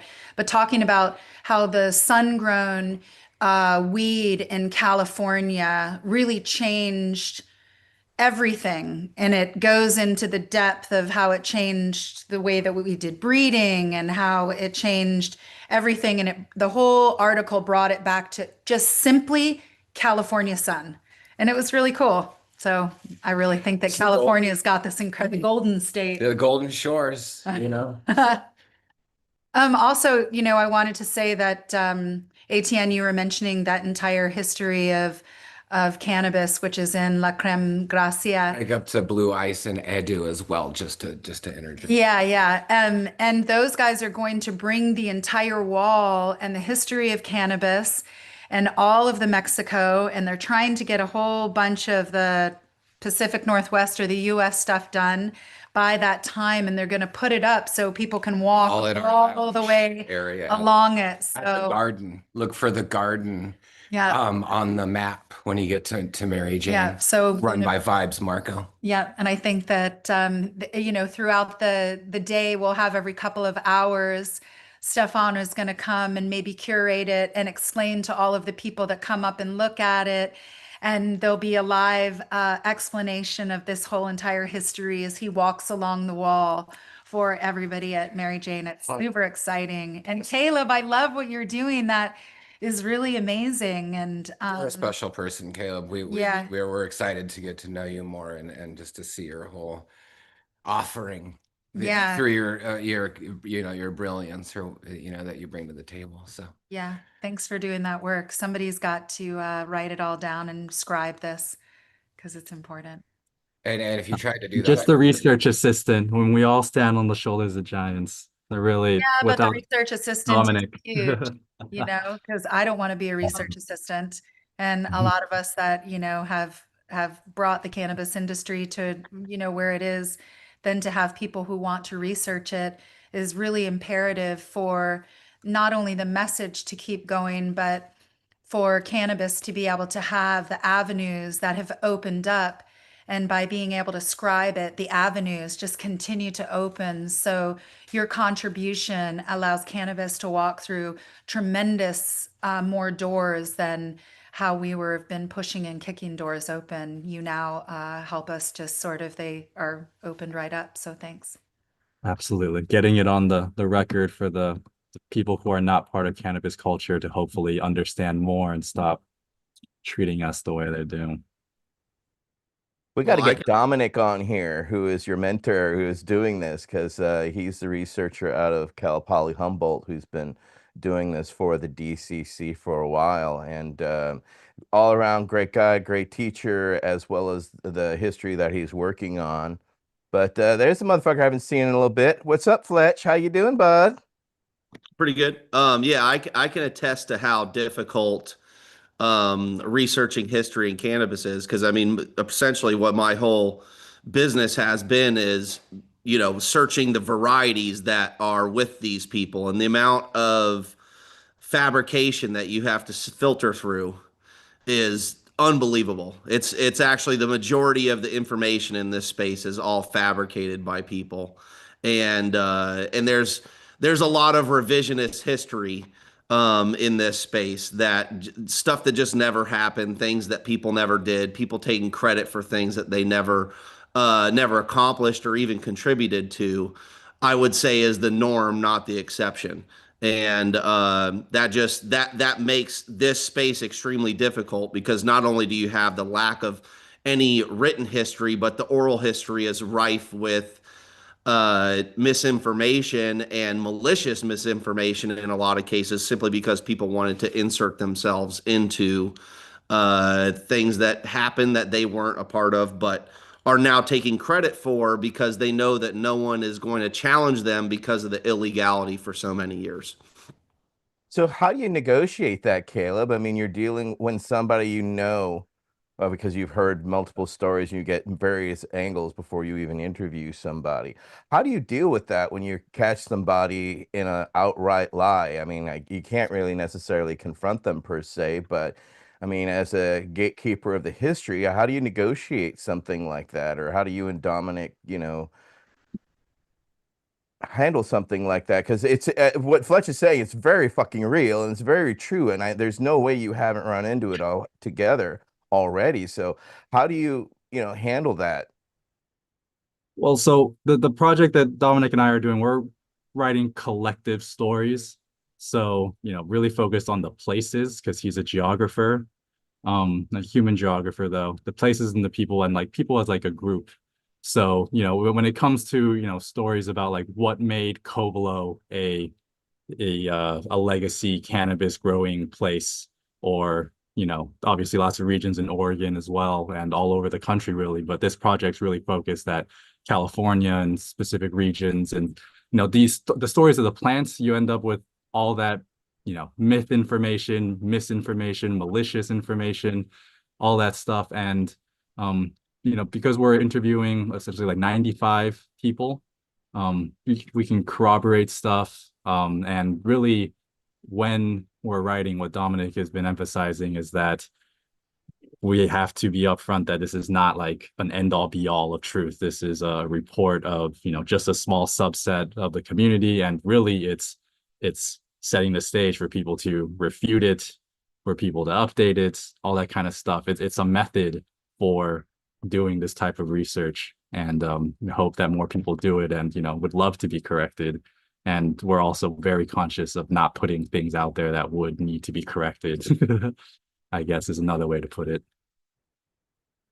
That's an interesting line to walk as well as comprehend. I mean, because it's such a deep, rich skein that is woven in the cannabis history, and to undo each thread in that fabric has got to be a challenge because of the lies, misinformation, and all that. That's yeah, unenviable work, but I think work that needs to happen because California has such a rich history, but so does Canada, Washington, Oregon. I'd love to see these types of breakdowns in each state and each region so that people can understand the rich history that is available to them that has permeated us and motivated us in our lives and lifestyles, right? Because it was, Yeah. I mean, for me, I mean, if I had met Dr. Todd Micaria and Dennis Perone and Jack Herrera and some of the others, would I really have continued? Would I really have felt that spark? And,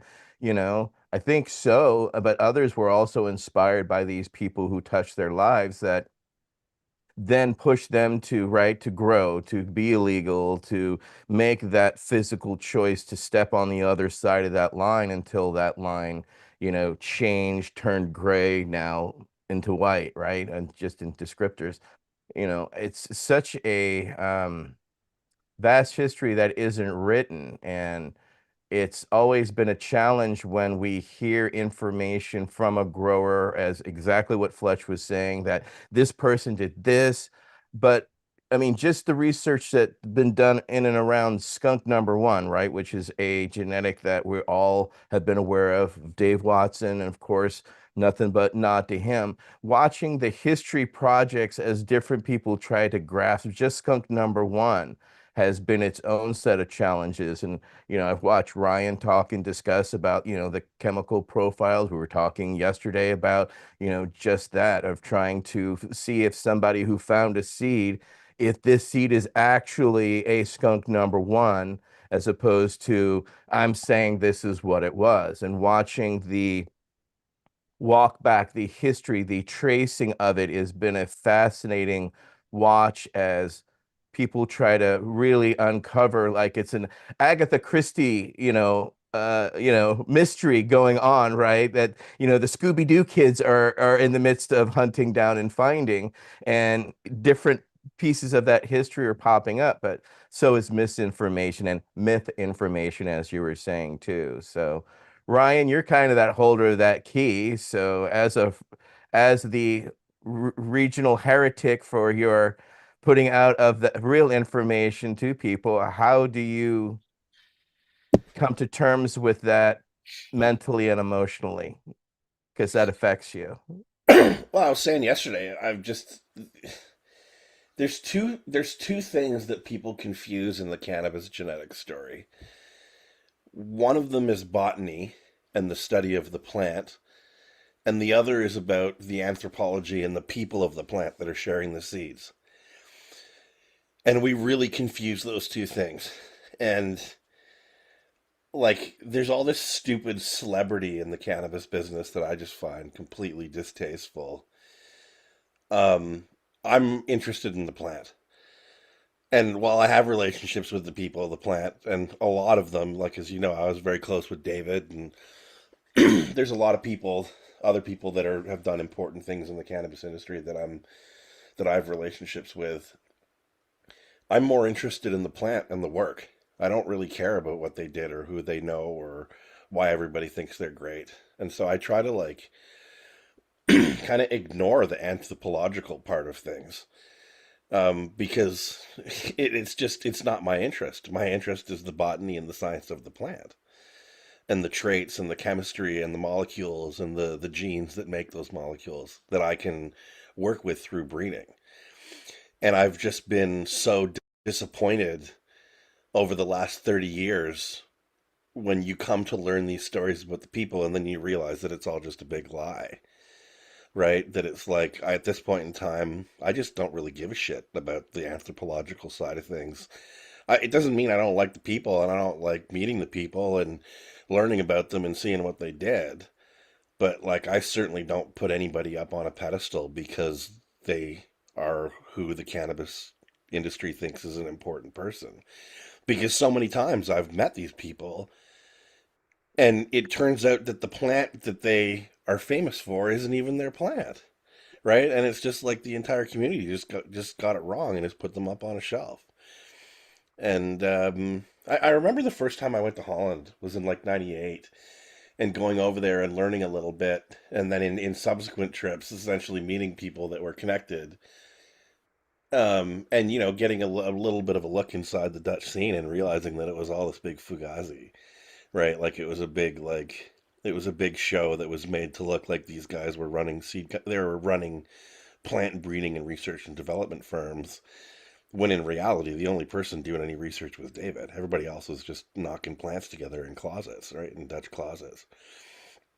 And there'd been this kind of idea put forth that it was like a whole real industry, solid industry behind the scenes, when in fact, like, that was just it was all just smoke and mirrors, right? And so, like, learning that early on and realizing that most of the stuff it just continued as the internet came along, right? Because people could put up a couple of bud shots and create this image that they were doing the real work, but there was nothing behind it, right? And as someone that is educated in plant sciences, and I have this understanding when I look at a population of seeds, like when I buy seeds, I don't buy a 5 pack of seeds. Like, I'll buy like 10 packs of seeds and grow them all out together so that I can see the phenotypic spread and start to understand the ratios and the patterns of inheritance. And I think what happens is people buy these 3 or 5 packs of seeds and they think that that's representative of the population. And when you actually grow out a full population, you realize that it's not, right? And so the larger the grow outs that you do, you realize it's just plainly obvious that there is no real breeding work that goes into a lot of these lines. And you can't see that unless you're growing out a big enough population, right? To see the phenotypic spread. So I am quite disappointed in the anthropological side of things. It doesn't mean I don't like the people, but I think that it's very misleading across I think that's something that's like a really misleading force in our industry. The plants don't lie, people do. Exactly. Well, they I can't think lie. you're upset at the biographical side of it, right? Yeah, well, it's like you get these stories. I mean, I was down at one of the cups in Oregon a few years ago. I went down and spoke there. This has been like 4 or 5 years now, maybe even 6 years. But I was down there, and they had a cup, somebody that had taken a CBD plant and renamed it, and they had entered it into a cup with this big long story about how it was this, theirs, and the other thing. And I think Phylos did a DNA sequencing on it, and they realized it was just one of these AC/DC plants from down in California, right? And it's like the hubris that it takes to take somebody else's plant and create a whole backstory about it, how it's yours and you've developed it through these years. And frankly, it wasn't even a very good plant. Like, it was, honestly, the plant kind of sucked. It was a type 3. It was a CBD plant in a time when there weren't a lot of CBD plants around. But like, to create this whole narrative and then be, caught with your underpants down essentially through genetic sequencing, it's pretty fucking embarrassing. Like, these people should feel really dumb that you tried to pull that stuff off in front of a community. Um, I do my part. well, listen, it's not, I know you do. You remind me of me in my younger days when I used to give a fuck. Um, there's no amount of spanking, unfortunately, in this community that is effective. Right? Like, it's just, there's always some other dumbass that's It's gonna just come fun along. mostly. Yeah. For sport Yeah, nowadays, but right? this is human nature. I mean, come on. If we're looking at the history of anything, every Exactly. guy's face has been knocked off and replaced with a different language and a How different, many I mean, medical procedures are named after some dude somewhere? something that's totally in nature. I mean, how many trees are named after some guy just because he founded it? Or it really isn't just indicative to the cannabis scene. It's indicative to human nature.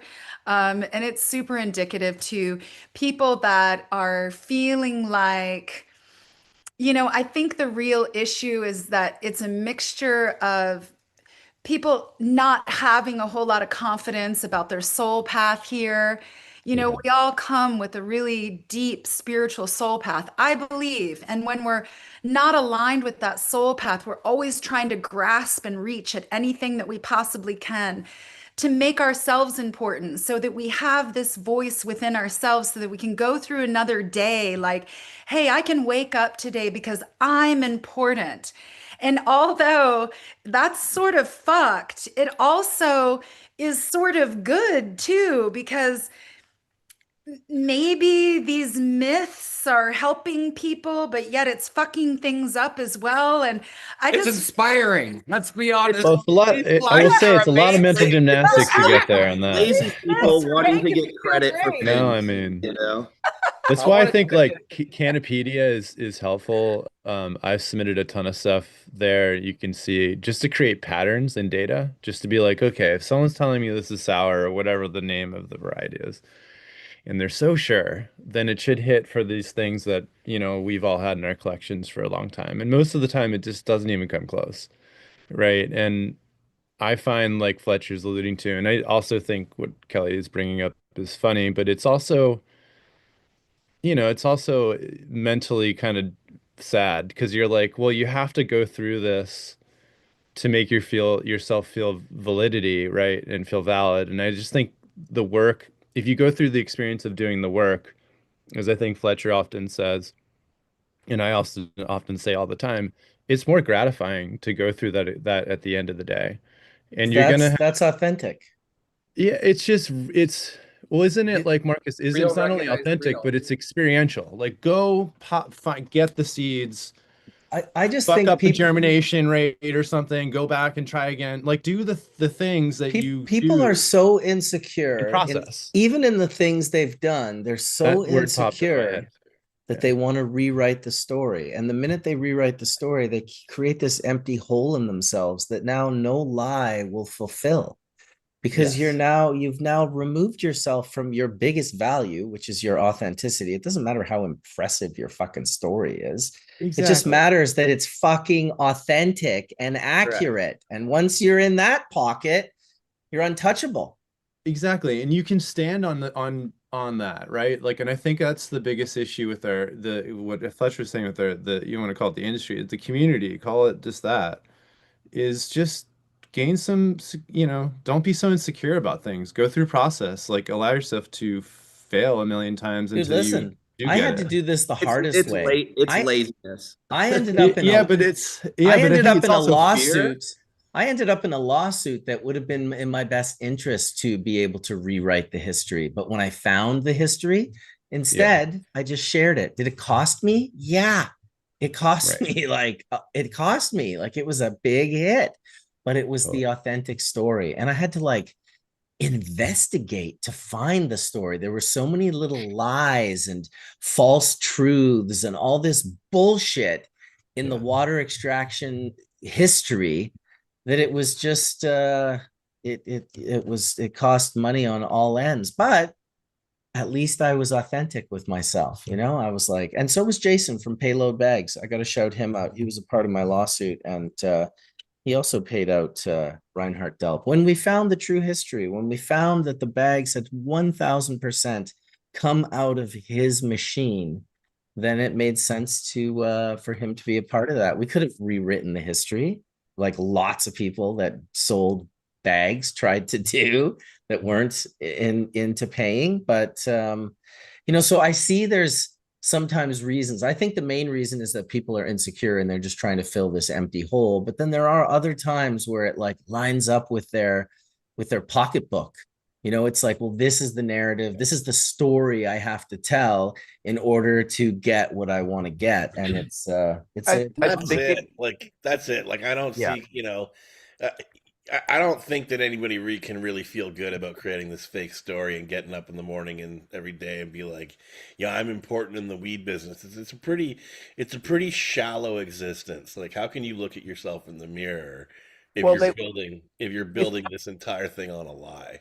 You know, and again, like I think that for a lot of people, they don't care because it is about the money, right? As long as the money is rolling in and they have enough money to pay for their lifestyle or maybe get things that they couldn't get otherwise, they don't care about selling out the story, I think it's right? all the Most of those above. people don't even grow weed in the first place, or even care.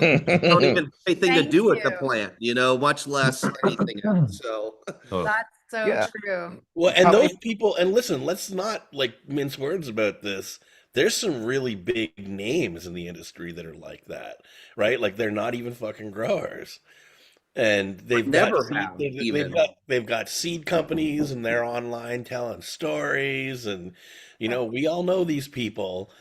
They're all selling these stories of how they've been important in doing this for 30 years. And the reality is that they're buying seeds that they've had, they've taken from someone else and they've hacked them in some other random grow room in a tiny little population selection. And they're Just selling the seeds to a bunch of suckers that just say think you're that the keeper of it. they And they think say they got the roadkill skunk. Well, Grow all it, of that, you Fletcher. know, the ego that came that all right, let's be honest. I mean, coming up, I mean, as I was coming up 30 years ago, every grower seller had their own story, right? And that's how we had all heard these legends, etc. However, we also learned that because of this isolationism through economics, it caused their egos to grow, right? Because nobody said their weed was shit, nobody said their stuff, so they kind of became like artists. And I say this as an artist and as a musician, so I kind of have both angles here. And I've seen very spoiled and very coddled musicians who have never been challenged, who have never had their authenticity challenged. And the egos of growers, I say, really grew to be petulant children because they have never really been challenged. And so their egos fed these stories because, again, it did feed their pocketbooks because of based on legend. This person, it came from this, that way, and the other, right? It doesn't matter what region. It is as equal in Canada as it is in the United States, as it is across Europe, right?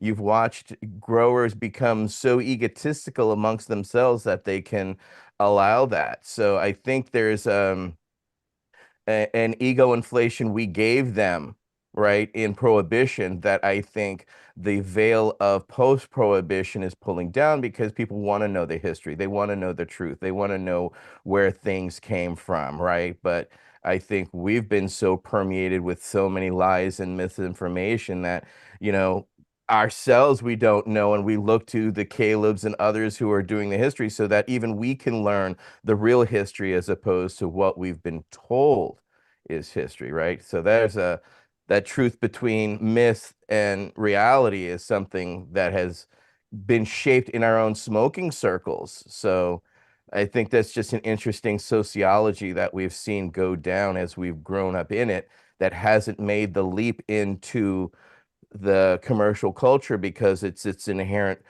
school, school rules, school, playground rules, right?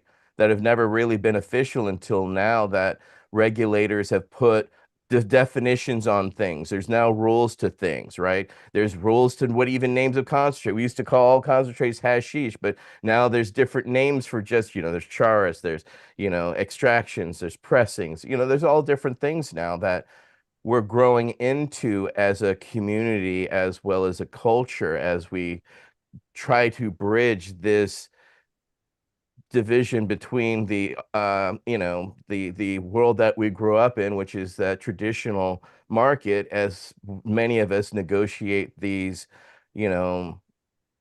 realities that come with overtaxation and the overburdens of that. I just think it's fascinating. And also, Ryan, you were saying that, you're not inspired with the sociology of it, of the people of it, or the community of it. And I understand that. I get that. It makes a lot of sense because I feel like what we're talking It's a today lot of noise. is a lot of the fake players, in all honesty. But the truth be told, for me, and not at all like in opposition to what you were saying at all, because I totally hear where you're coming from, and being in international cannabis and all these packs and this pack and then that pack, and they don't even know where the fuck the It's weed a is coming marketing from. It's just all about marketing now, and now the names are put up there because of marketing. branding. And I do think about, like, back in the day, the people who held on to, certain types of strains or varietals or individuals, cuttings, people that really got out their flower, because, the Perones of the world, or the people we talk about, the giants whose shoulders that we stand on, those people were the real deal, and they made it to where, you know the pressa man was heavy. I know, on even in my head, by the time I reached it in the 80s, when I was swinging weed, and I can't even imagine what people were dealing with necessarily, like in the 70s when they were going door to door. Well, no, I'm gonna take that out, because we had horrible times in California and Oregon where, we had 58 squad cars come through with white, SUVs all at once. I think that they called it like Bloody Wednesday, that happened back in the 90s. Several different things like that. But I just, I'm sort of, I'm going off here. But what I want to say is that there are a lot of families who there. super held it down. They held down the genetics. They held down, giving cannabis a relationship with medicinal, making sure that it wasn't just all recreational, that they were making medicine, and that they were making strains and being able to put genetics out for particular reasons. So a lot of those people are unknown. A lot of those people, we don't even know who they are, and they maybe never will be found. I Some know those underground people. collective. I know those people who we were getting, hundreds of pounds from, which was a lot back in the day. And they were carrying the strains for everybody, all back in the 80s, all the way through the 90s. I never hear their names now. I don't even know where they are or who those people are, but guaranteed they were an origination of a lot of where the flavors and the varietals came from. And they could lose their children, they could have lost their land, they could have lost everything. And I know a lot of people are still dealing with that everywhere in the world. And, kudos to them for still carrying the seed. But yeah. So I sort of am like, I feel like the plant doesn't lie, but also there's a lot of people who carry the plant that don't lie either. Well, and listen, I'm not. When I know how important these relationships are to you, and like Josh was talking about it last week with the people that you got the Valencian dominant plant from, right? Like a real researcher doing real work and working with universities and all this stuff. I get it. Like I'm not trying to minimize the work that they're doing, the contributions that they made to our movement. Okay, I'm really not. Like I laud those people. when you talk about genetics and strains being passed down, like this is the reason that I harp on the word strain so much, is that cannabis is not a strain. A strain is an organism that when it reproduces, the offspring look like the parents, right? And that doesn't happen with cannabis. So when you talk about genetics passing from one hand to another, now we're leaving the world of anthropology and we're entering the world of botany and biology, right? And that's why, like, I draw that tight line down between the center of them, because you can be a contributing member of the cannabis community and have done all these great things and sharing seeds. You're not a fucking breeder, right? It doesn't mean that you're a breeder and you understand how to package up the genetic combinations into a seed in such a way that the phenotypes that you hold dear are represented in the next offspring, right? And that really is what breeding is about. Um, Like Mah- Mojave was talking about it yesterday, on our science group meeting, and he was making this great point. It's like, people do this stuff out of love. They cross their two favorite kids together and they want to share those plants with the world. There's nothing wrong with that, but don't call it breeding, right? Because it's not. It's not breeding. Breeding is intentionally assembling traits or making a seed line representative of a type. That's what breeding is, I think it's right? time to make a t-shirt that just says proud pollen chucker. Or maybe, and not even to be funny, but I think that there's keepers maybe, and then there's breeders. So maybe we're talking about two different groups of people here, that people are keepers. They weren't breeding up to the standards of what we are defining. This individual has to have all of these attributes in their definition of your breeder. No, it's But not then even these like, because people it's are not. still This is not about. keepers This is of not the about plant and gatekeeping. of the medicine and of the seeds. So But it's here's the thing, Kelly. This is not about gatekeeping. It's not about no, gatekeeping. Like, I'm not trying to make like breeder some title that is only applied to the few. Anybody can be a breeder, right? Like, that's what I was trying to show in the presentation last week. This stuff is not hard. It's just growing the number of plants required to see the patterns and understanding the patterns that are revealing themselves to you, Or are right? you Like, doing this, the this work? type of stuff is not beyond anybody.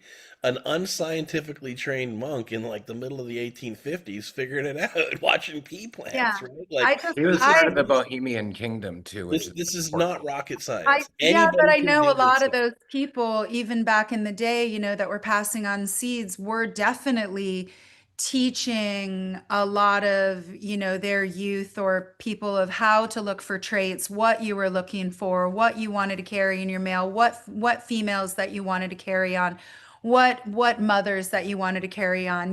So I think whether it was dabbling in keeping or breeding or then who they passed it off to, it's like I do think that the definitions are important, and I totally am with you. I think that defining is really important, but at the same time, it's like the plant comes with the person and the people come with the plant. Like It comes through the person.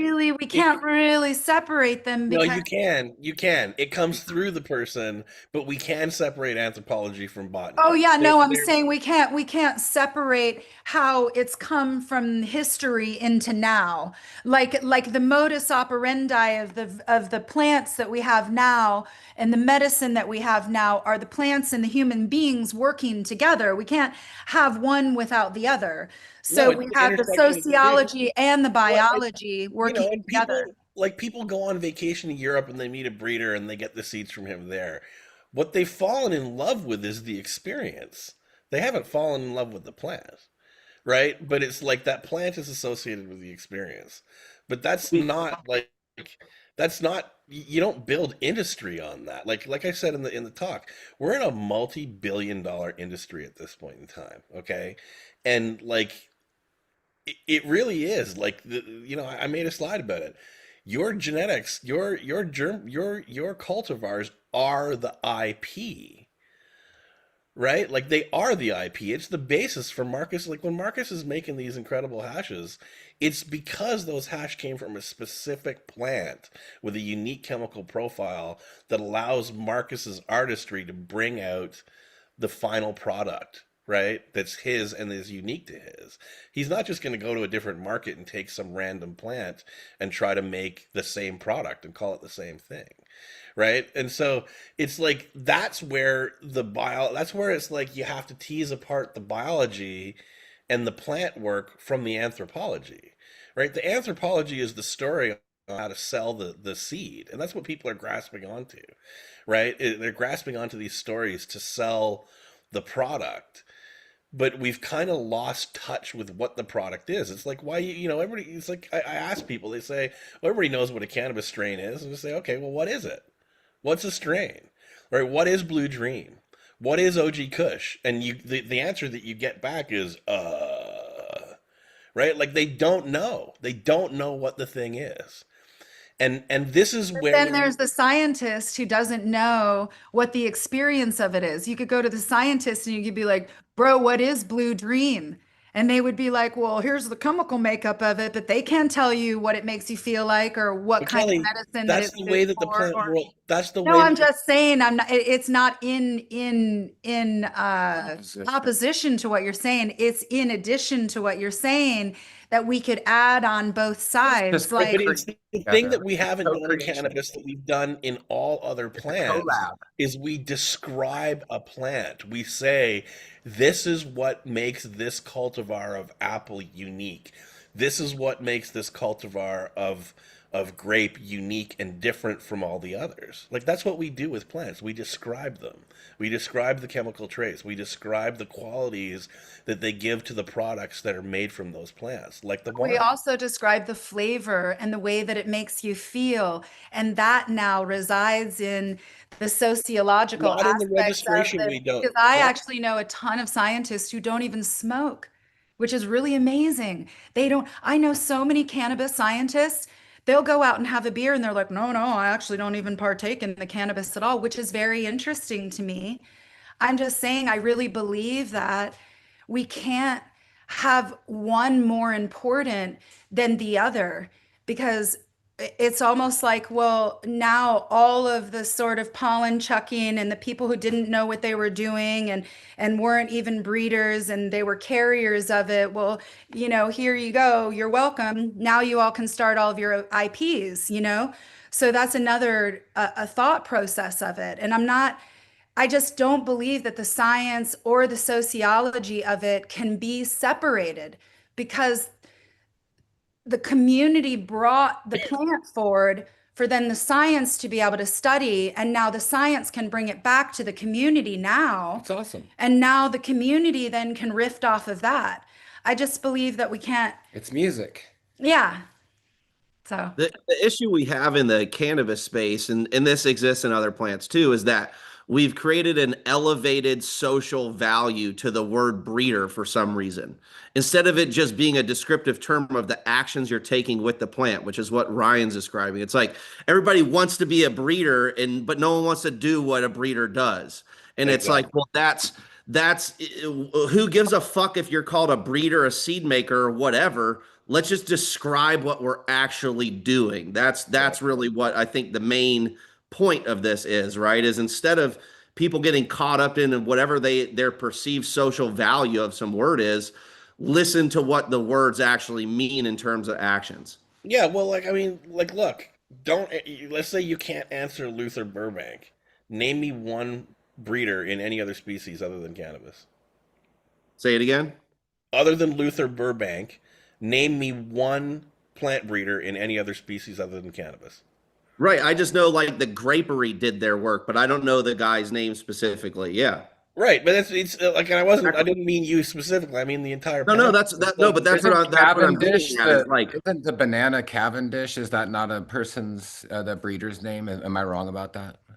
I don't even know, but I mean, well, I know Alan Capillary is one of the greatest breeders in the world. Elevated value. But that's what that's what I'm saying. It proves That's my what I'm point. getting at. It's that in the cannabis industry, we have elevated the cannabis breeder to hero status or to celebrity status for no fucking reason. Right? It's like it's absurd. It's absurd, and it's not based on their accomplishments as a breeder. Right? It's based purely on anthropological reasons. Exactly.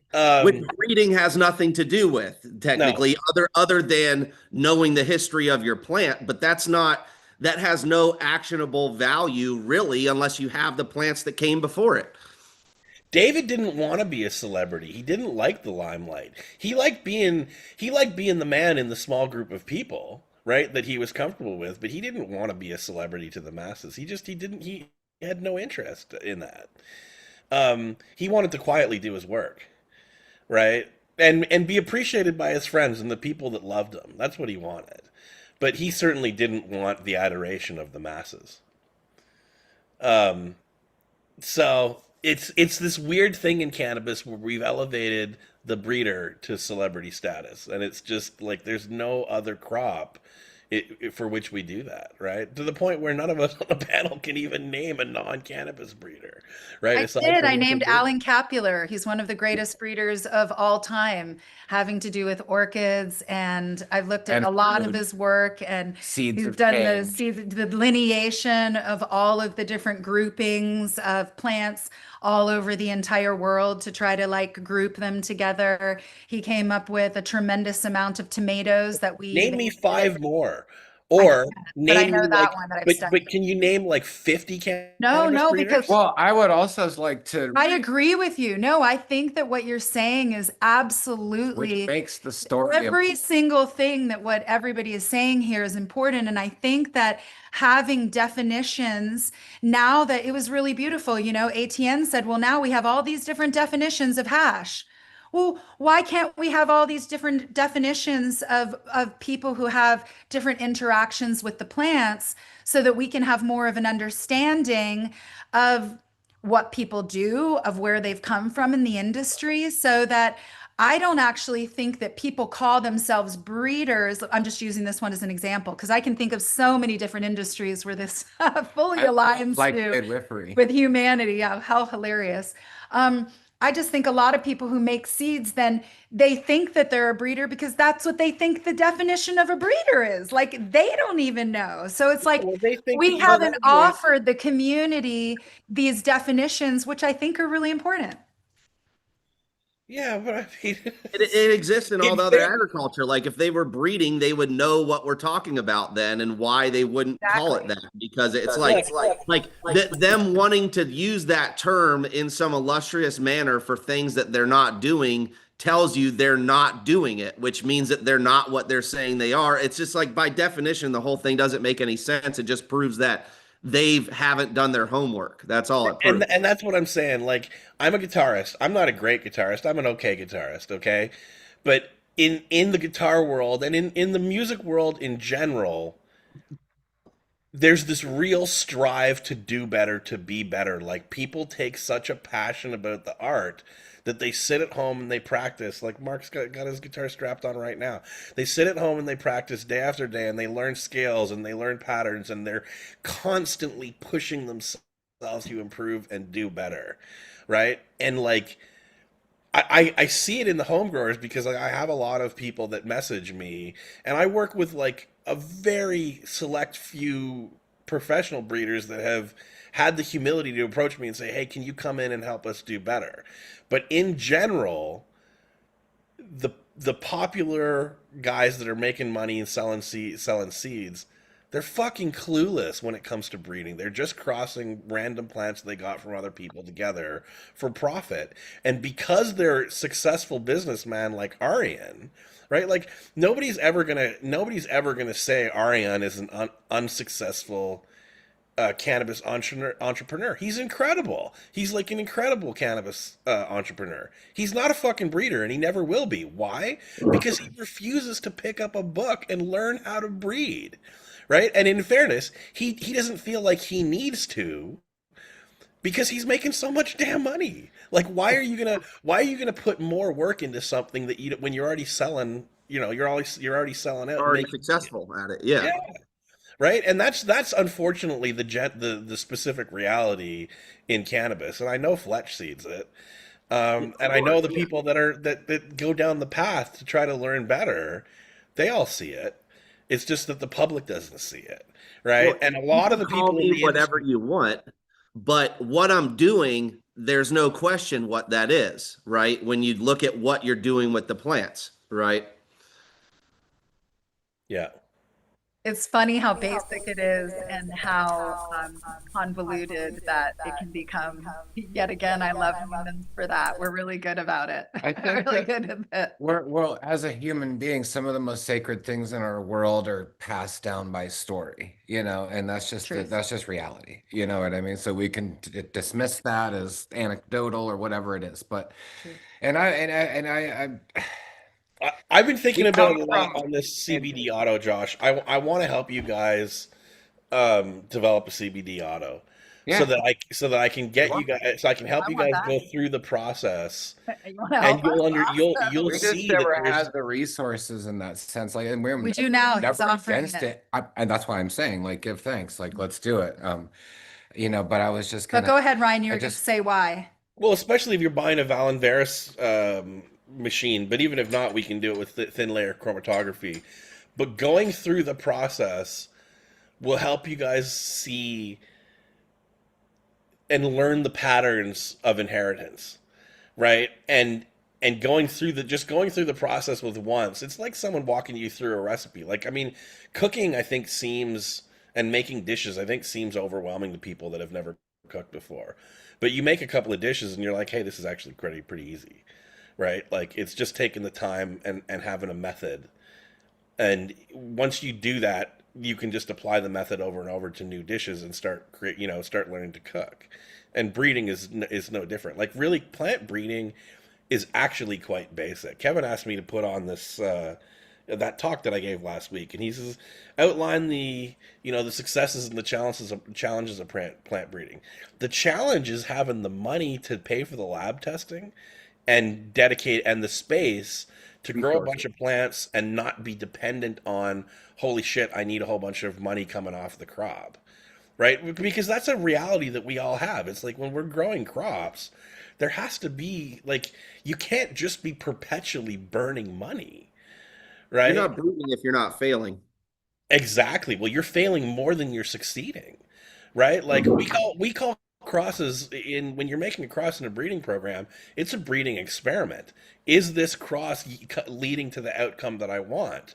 And maybe one of 10 do, right? But like the breeding project is all of the crosses that it takes to get to your goal, right? And people think that making one cross is I created a new strain. I made a cross. I created a new strain, right? I got my Sherblato. Um, And with the Valenveris, what you're talking about, really, what it does is it doesn't just create validity, it also creates memory.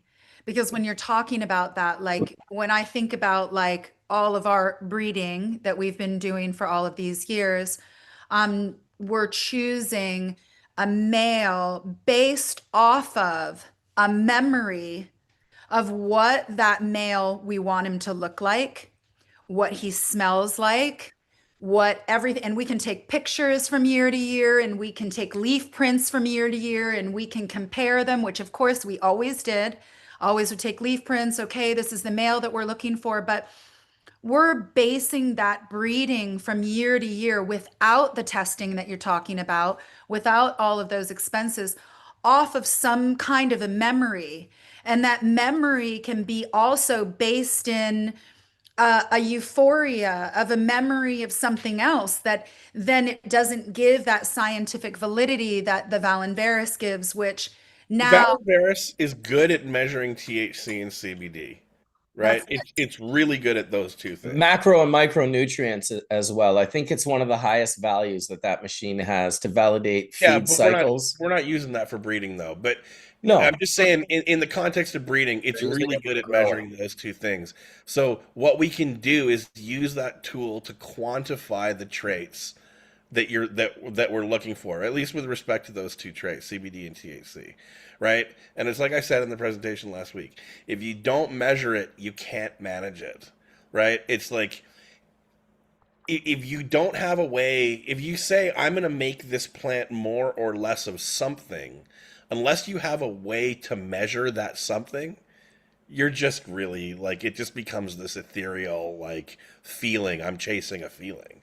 That's why right? keeping parent stock is so important, in my opinion, because Right. now you have your reference point to go to compare against. Like I have plants I've had for 20 years. I can tell if the breeding I'm doing currently is improving or making that worse because I can just grow another plant of that same plant and now compare it. It's not a memory, it's actually right in front of me. But Exactly. also, we can be taking, which, old botanists and breeders from the past, which we've always done, have taken leaves, done imprints of leaves, done comparisons of leaves, that's also has validity. If we're talking about like, oh, well, here's the definition of a breeder, and that's defined off of what these breeders have done in the past historically, that also has some type of value. If you're Of not course it keeping does. Of mothers, if course it you're does. just doing seeds, then Not all keeping traits are those leaf quantitative. prints. So there's Yeah. not all traits are quantitative. We have qualitative traits and we have quantitative traits. Like, in the Mendel example, like he wasn't measuring the degree of whiteness or pinkness in the flower. It was purely a measurement of quality, right? Like which class did it fit into? Was it the colored class or the non-colored class? Right? And so you can follow all sorts of traits without being quantitative about it, but you still have to take notes, Yeah. right? And Your really, reference or control. yeah, and have a plan. Like I think that like a lot of the cannabis breeders they get caught in this ADHD kind of approach where you cross two things together, and then you get distracted by hey, look what came out in the offspring. Let's go down that path. It's perfectly okay to go down that path, but you still have to maintain your goal that you started with, right? And like I was talking about, like when we did the when we were doing the THC, we were doing those type 2 plants, and we were trying to make the flavor class plants. We figured out that we had these 6-to-1 THC to CBD plants and these H-to-1 CBD or THC to CBD plants. That was like a side route discovery that was accidental. It wasn't planned. It was just something that came up during our breeding program. But it didn't derail us from our breeding program. It became a separate breeding program, right? Is like also chasing down that goal.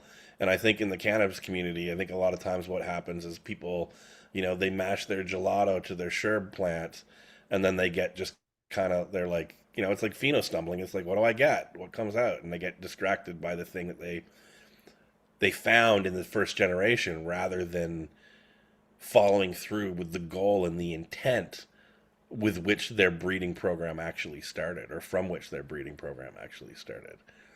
I think that's the unique aspect of just, our call it our medium in general within the plant world, right? Looking back and when I was younger, I don't I don't know anyone other than Dave that was really doing large populations because of You the couldn't. legality of it. I mean, imagine like the space that I wish I could have had when I was doing even what I was doing. I mean, it was a lot to be growing a few hundred plants at that time, let alone a few thousand plants. Yeah. So if I look back at it and I'm like more really self-reflective about it, it's like I would have died to have that opportunity. You know what I mean? Like some of these kids today have like are so spoiled, like these facilities and these amenities and the the best way to get to the perfect EC is just all at their fingertips. You know what I mean? And they still can't make that work. Bro, they You got know, farms. They got farms to set up and grow like thousands of plants. yeah, but like even that, like to your point, it's not enough, and it's a very new ideology to instill into the medium right now. And I actually am really appreciative of the way you're thinking about it because since I was really young, I've been thinking about it like this, but it's like, how do you get to that, right? And methodically, how do we get to there sustainably, right? To Fletcher, I think you said it well, like the cost to do this can be a lot, but it can also be a little if you're strategic, and I think that's another part of like, how do we look at it so you can get the work done, but also stay alive, right? Because there's also that component. Um, because it's a balance when you're breeding and you don't have big investors like, someone like Node Labs or whatever, that's like their whole world is to try to push this idea of genomics forward, for whatever it's worth. I don't know if they're doing it any justice, but I think that they're trying to they're trying. I think in a lot of respect, I think others are too, but what's the end goal is the big question. And then does it really serve, the industry to put out genetics, the way that we have been historically? I don't know. Like, what do you guys think? Like, is it beneficial to be caught in this cycle, or is it beneficial to be breaking through and doing the large scale pheno hunts? And like, what do you think? Having access to the seed, there's no doubt that having access to the seed has been beneficial for the movement. I think the internet was great in that. Yeah, But it also pushed us down this path where it's like the bar is set so low and anybody can sell seeds without doing the work. And I don't think true, that that's a good thing for the plant. Right. true. And I think despite that, we still continue to make gains because the few accidental lottery ticket winners that find these unique and marvelous plants that have unique scents and flavors, those things inevitably get passed around. And Yeah, that ups the average quality of cannabis over time. yeah, Um, but it doesn't do things like breed in powdery mildew resistance or botrytis resistance or good plant architecture, right? yep, And plant morphology and like, things like good flower morphology that make trimming less work and that saves the business money, yeah. right? There's a No, I agree. think that It's funny. Like, as I was thinking about all this, Mojave popped in my brain, and you just popped in the room. Because we had this conversation before, and I think you said it well, and maybe you can correct me here, but you do all this work and you get to that end goal, right, Ryan? And then does it respond with the world at large, right? Can it sit on the shelf and like live there from a retail's perspective? Because there's a testament there, right? Like, there's certain varietals that have been able to sit on the shelf that it just have its own mystique behind it. I mean, like You know, we made all these incredible plants in California and none of them are on the market, right? Because they're owned by this right. group that's quite protectionist and it's won a bunch of Emerald Cups and it didn't, like they just haven't been able to figure out how to bring it to market in a Colin. way Oh, go ahead. that's appreciated by people or whatever. So, yeah, I don't know where we get to. Um, Well, we got to I was start with we thinking, got to start with the basics. I was online the other day. I went on a forum that I never go on, and someone was going on about how some white label seed company has taken their strain and they're knocking it off and using their name. And I was like, well, why didn't you get like a patent or plant breeders' rights on the variety if it's actually unique and novel and it qualifies to be protected, why didn't you protect it? Right? And they're like, oh, I don't want to talk about that. And it's like, all right, you don't want to talk about that because you're under the idea that like just by putting a name on a random cross makes it yours. And that's fucking stupid. Right? Like it just doesn't. When you if you didn't know, you could go about to like 10 of these or 15 of these seed companies all over the states and buy a bunch of random seeds and run them in a lab. They'd all look the same, right? Because everybody's crossing the same parents together. They're literally everybody's crossing chem to OG, right? Or cookies or gelato or whatever. They're using the same mother plants, right? So we, in plant breeding, we have this thing we say like begets like, right? Like the offspring are quite similar to the parents, right? And so when you were crossing the same thing that Joe Blow down the street is crossing together, you're ending up with the same thing, right? You're not ending up with a different plant that's actually novel that is able to be protected under a PBR, under something like plant breeders' rights, right? And yeah, I mean, I think it kind of gives like it should give people thought to what is ownership. Like just spanking together a cross and putting a name on it, that's not creating something new, right? Can I comment on I just have to say, like, for one, I am not a breeder, but I have protected plants. I have a patented plant and I have UPOV protected plant.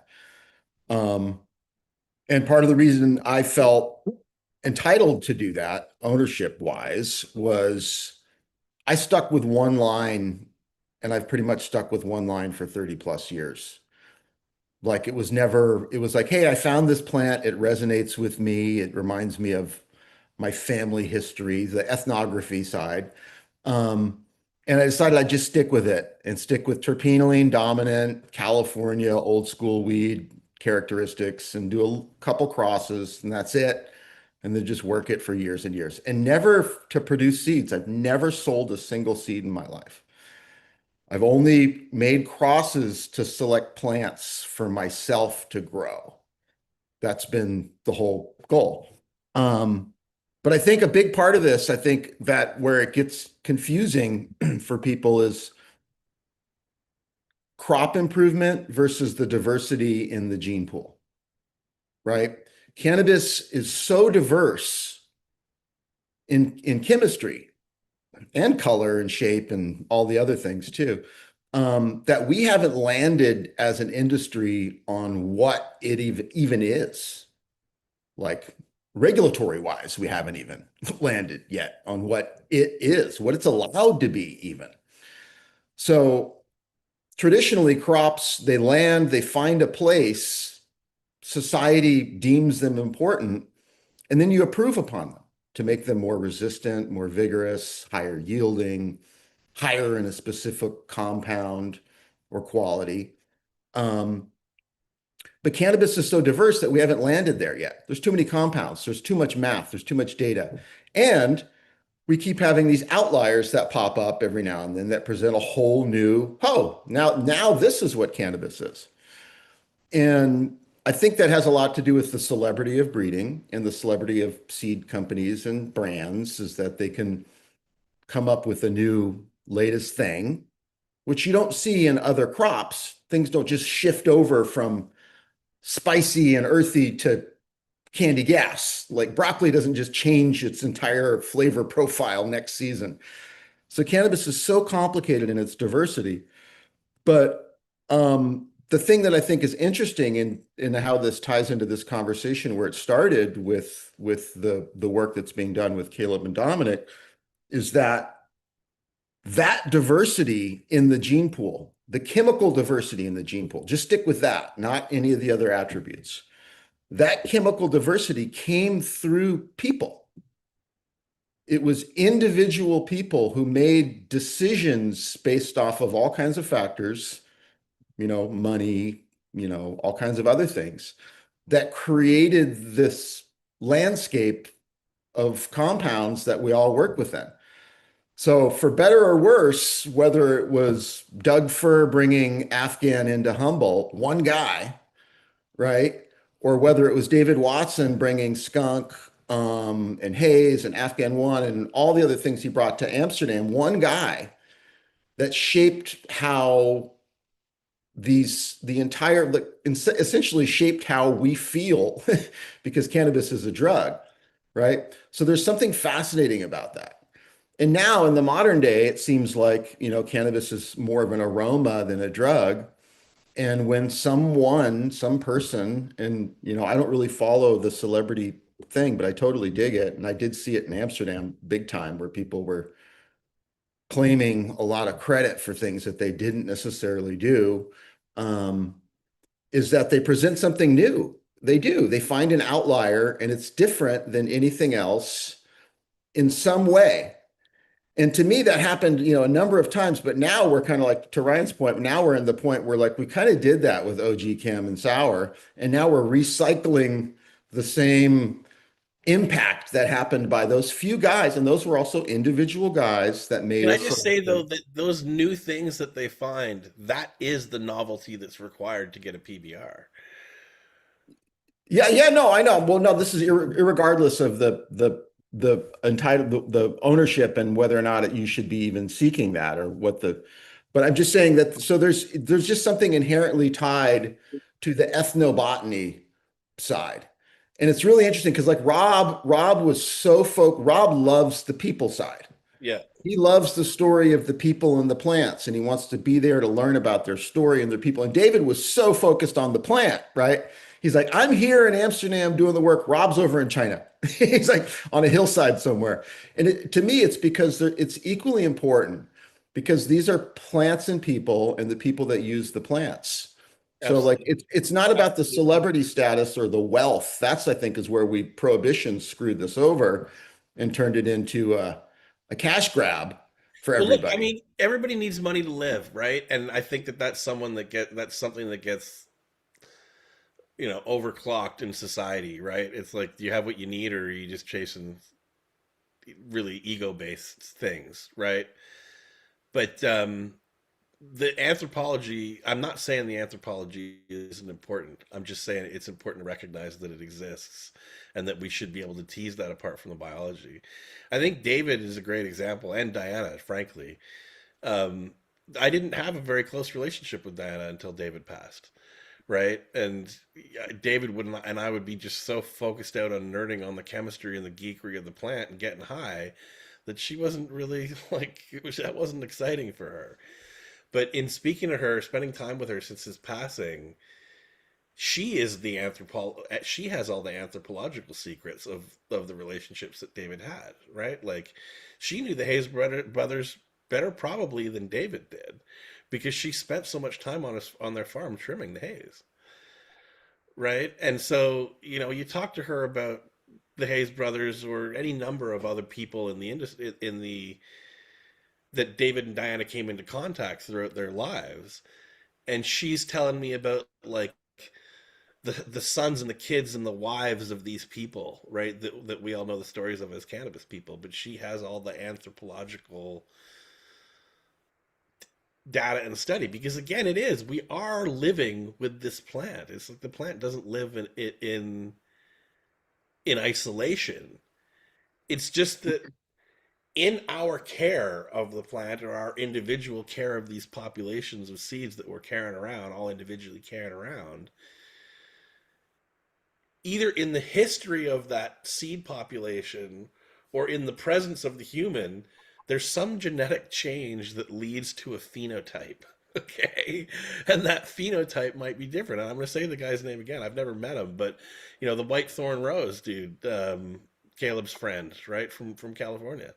I think this, Johnny. I think, Johnny, Johnny and Rose. I want to go meet him. Like, I think that he should be someone that is recognized in the cannabis industry way more than any fucking. He is. He's fully recognized.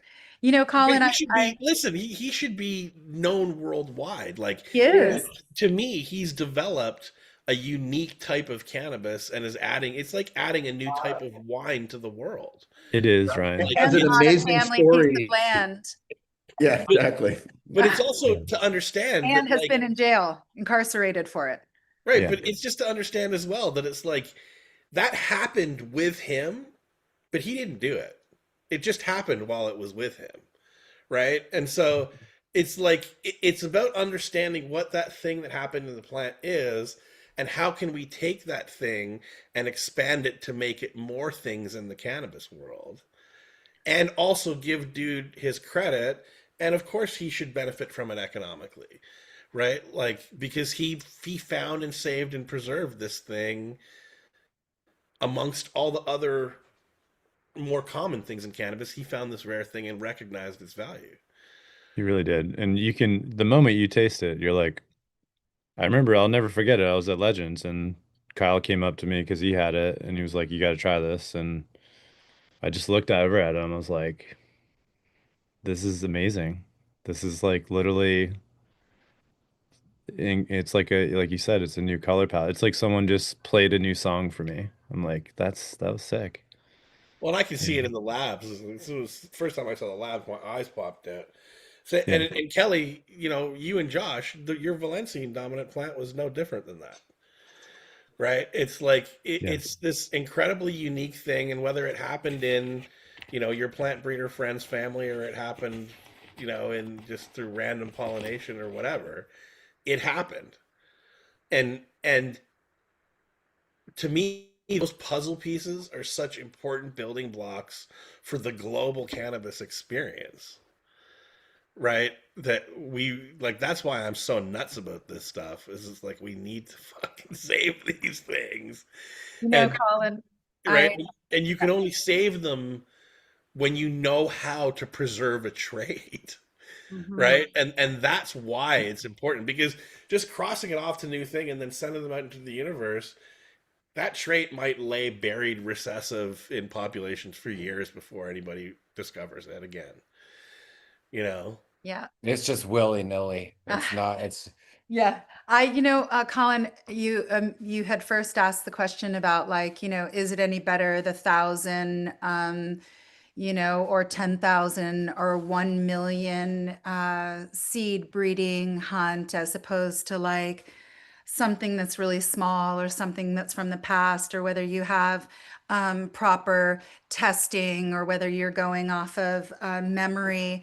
I guess I'm just going to be the one to say it. Like when we're talking about breeding, for me, it's about the health and wellness of the plant first and foremost. And I believe that you can be a breeder of dogs and you could be the most important breeder of the world of dogs.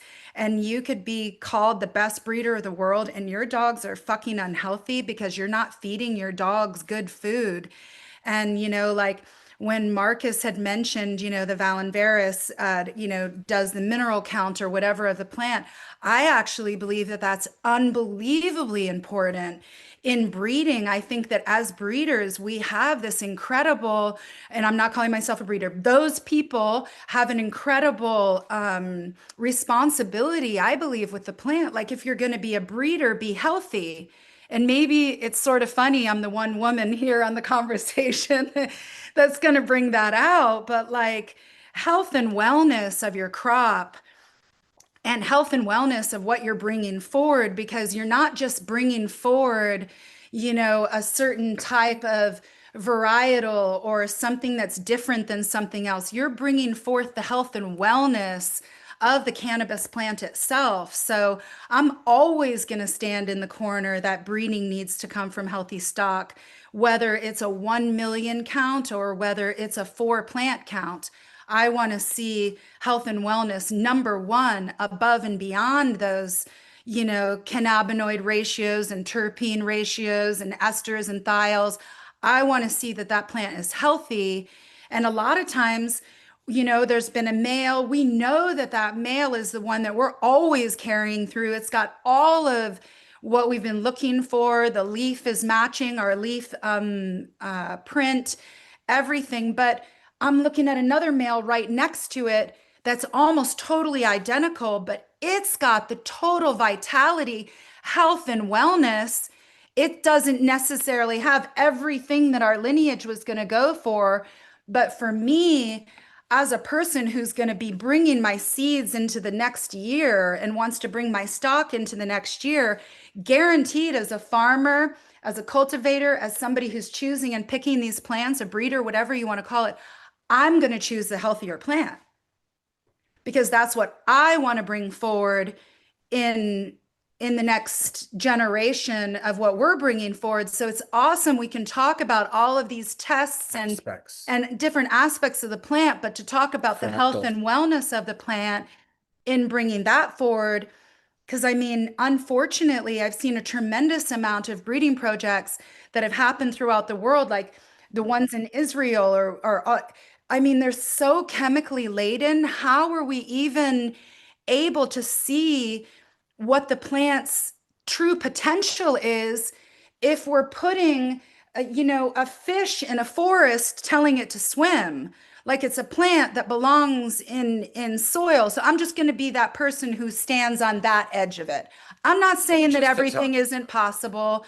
I'm not saying that you can't have wonderful breeding projects and people can't do what they're doing, but I'm going to stand in the corner that breeding should come from health and wellness of the plants.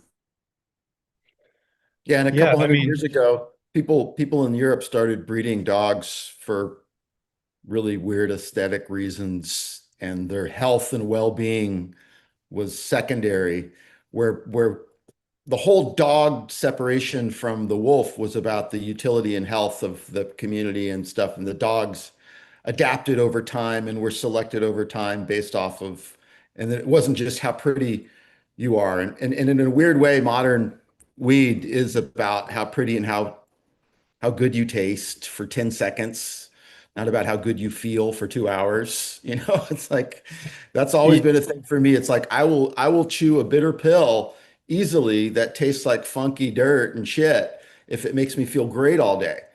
But if it tastes beautiful and amazing and it's gone in 30 seconds or 30 minutes, I'm like, why did that become the main driver of our industry? I mean, I think I have an assumption why, because we all smoke too much weed to know the difference between good feeling and bad feeling. But it's like that to me goes back to the whole crux of what breeding and what cannabis should be, is that we're trying, and where breeders have so much almost ethical responsibility is you guys are the people who shape the way people's lives, the way they feel, the way they interact with their community, their family, their workplace. And that to me isn't about flavor and smell and how it looks. That's 100% about chemistry, about how that chemistry interacts with people. And that's really complicated and shouldn't be overthought, shouldn't be a second thought. And I know breeders who don't even smoke weed. Like they just smell it and they like, break it up and they send it to the lab and they do that. And they're not even smokers. It's like they're not trying to even address their own well-being with cannabis. They're just trying to create a marketable product that they can sell. And Well, I think it's the in today's just today, call it today, the best way to put it. When we don't value process, we value the end result of a process, right? We don't value the nuance that goes into what you're talking about that allows that all to ensue and happen. And we see it in mediums like film, we see it in art, and music is a great example of it right now.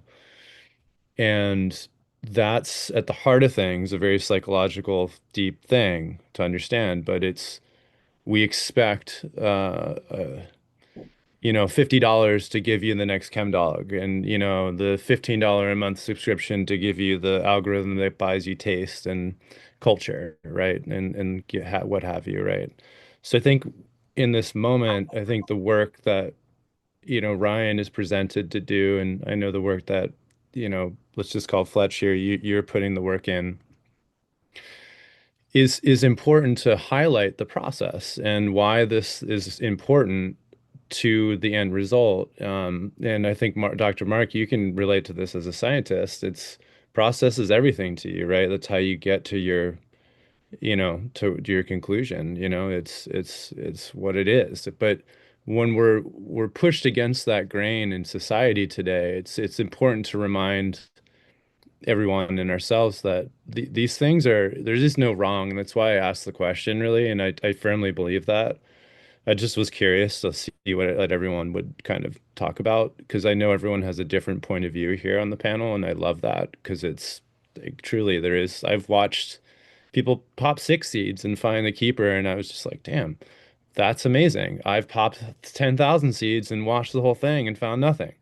Yeah, I mean, seriously. And I You know, don't think that's what Ryan is speaking against in any way. Like I haven't heard no, it. I do see every time he no, opens his mouth though, like on just from posting shorts with him recently, that people get defensive about what he's saying and kind yeah, of like are like, no, but this. And he's like, of course, but I'm just talking about this, like correct. breeding. It's like, yeah, of course you could find something super cool, Yeah, that doing a small cross with a small amount of seeds, but is that going to be a cultivar that can go to a larger facility where it's going to be grown on a huge population and be accessible by many different people instead of just the small amount of people in that group's yeah, 100%. inner circle?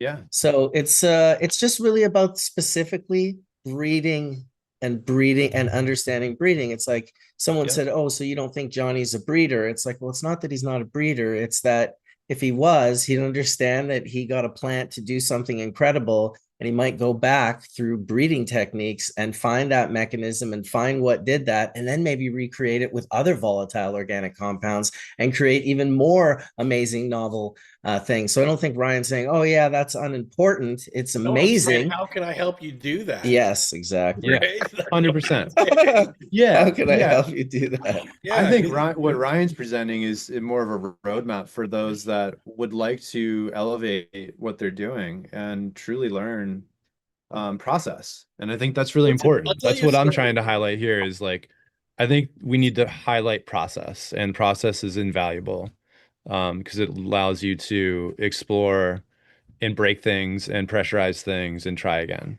And I think that's the most important thing. I'll tell you a story, and Mojave knows this one because he introduced me to the guys. Mojave brought me a potential consulting client for these breeders down in California called Atlas Seeds, and they were making autos, and they were struggling with their potency, right? Because autos are different in that you have to make the seeds before you select the plant. You can't select the plant and then decide you're going to use it to make seeds, right? Because autos, they live one generation unless you're doing some fancy tissue culture stuff, which is very expensive and prohibitive. And so anyway, you needed to carry out the breeding program to chase potency or to chase cannabinoid content in a very specific way that stumble breeding, as people do in cannabis, would just not get you there. Anyway, that was a few years ago. I think it was in like 2021. They just posted yesterday or a couple days ago that they've now got like plants coming out at like 33% THC autos, right? Because they used a breeding method and a goal, a way of approaching it that seemed not the way to go, but it clearly got them there. I mean, those are pretty much the most high cannabinoid content autos that I've seen.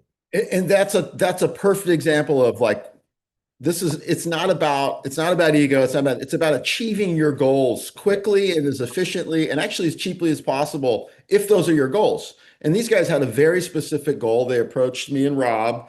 I went up there, had a few comments, just from my limited perspective. And right away I was like, which is always the challenge of being Rob Clark's partners. Everyone thinks you're another Rob Clark. It's like, no, I'm Rob's partner. I'm not a Rob or a David.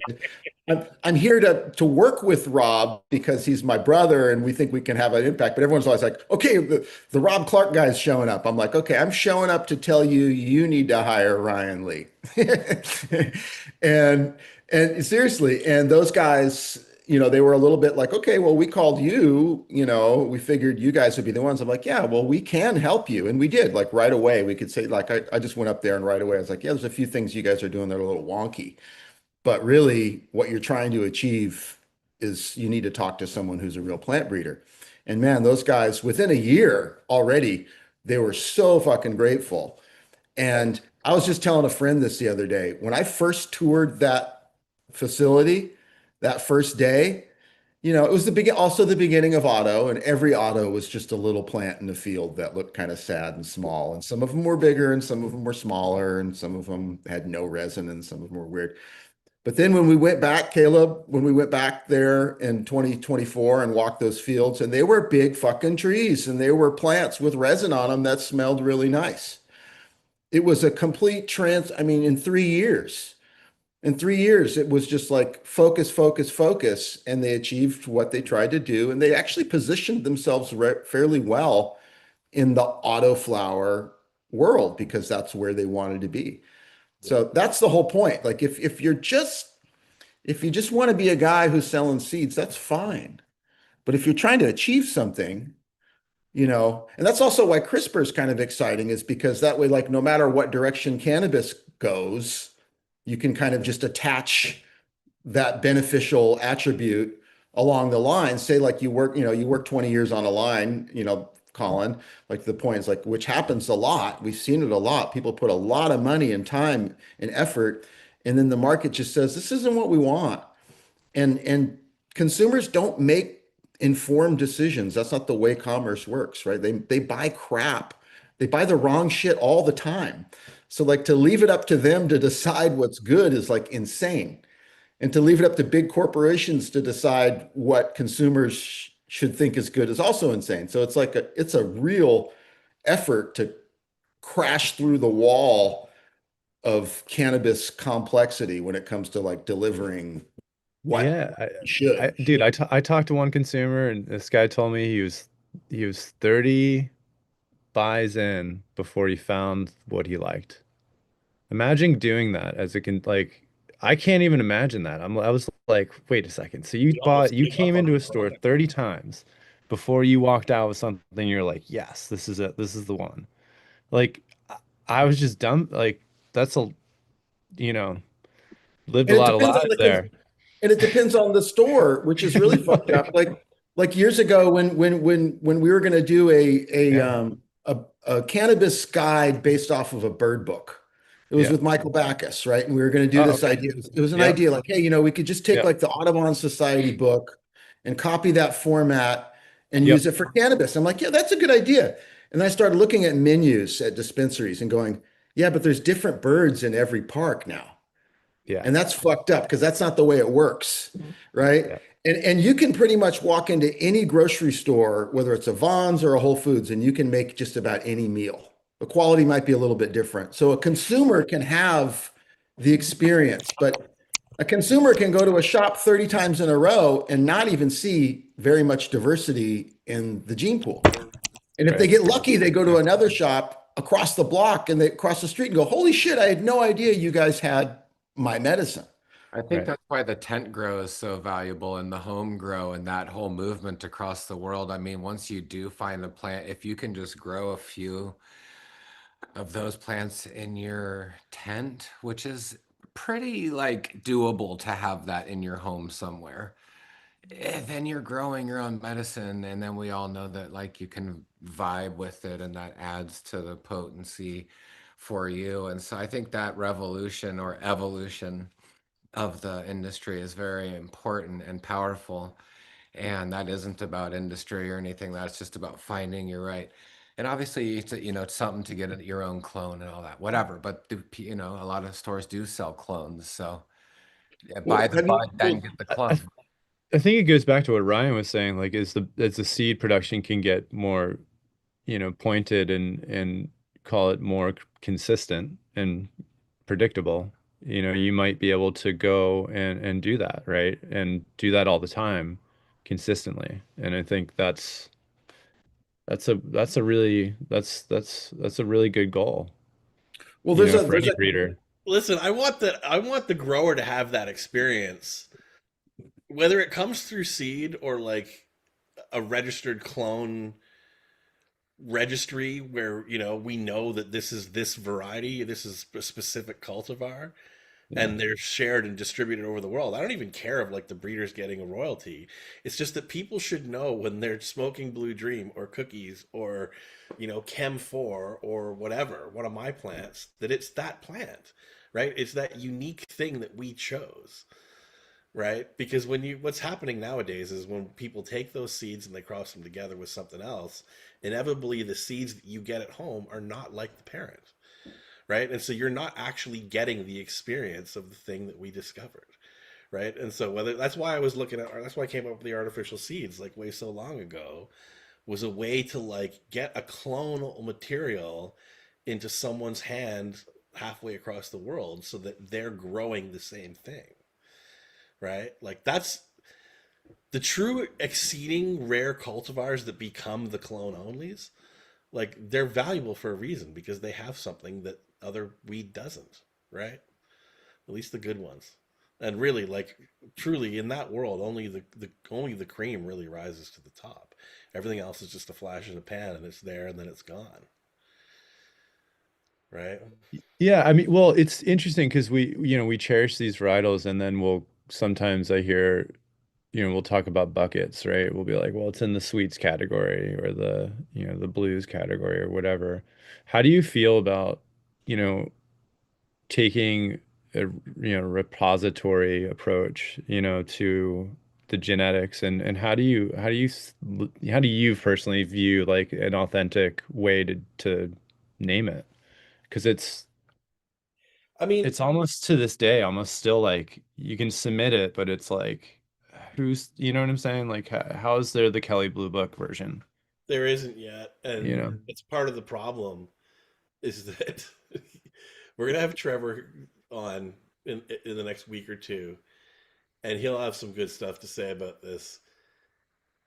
David went through the reason I know a lot about the PBR world is David did a couple, right? And Hmm. then that group that I was working with in California filed a series of patents. So I got to understand the whole process of how that whole world works.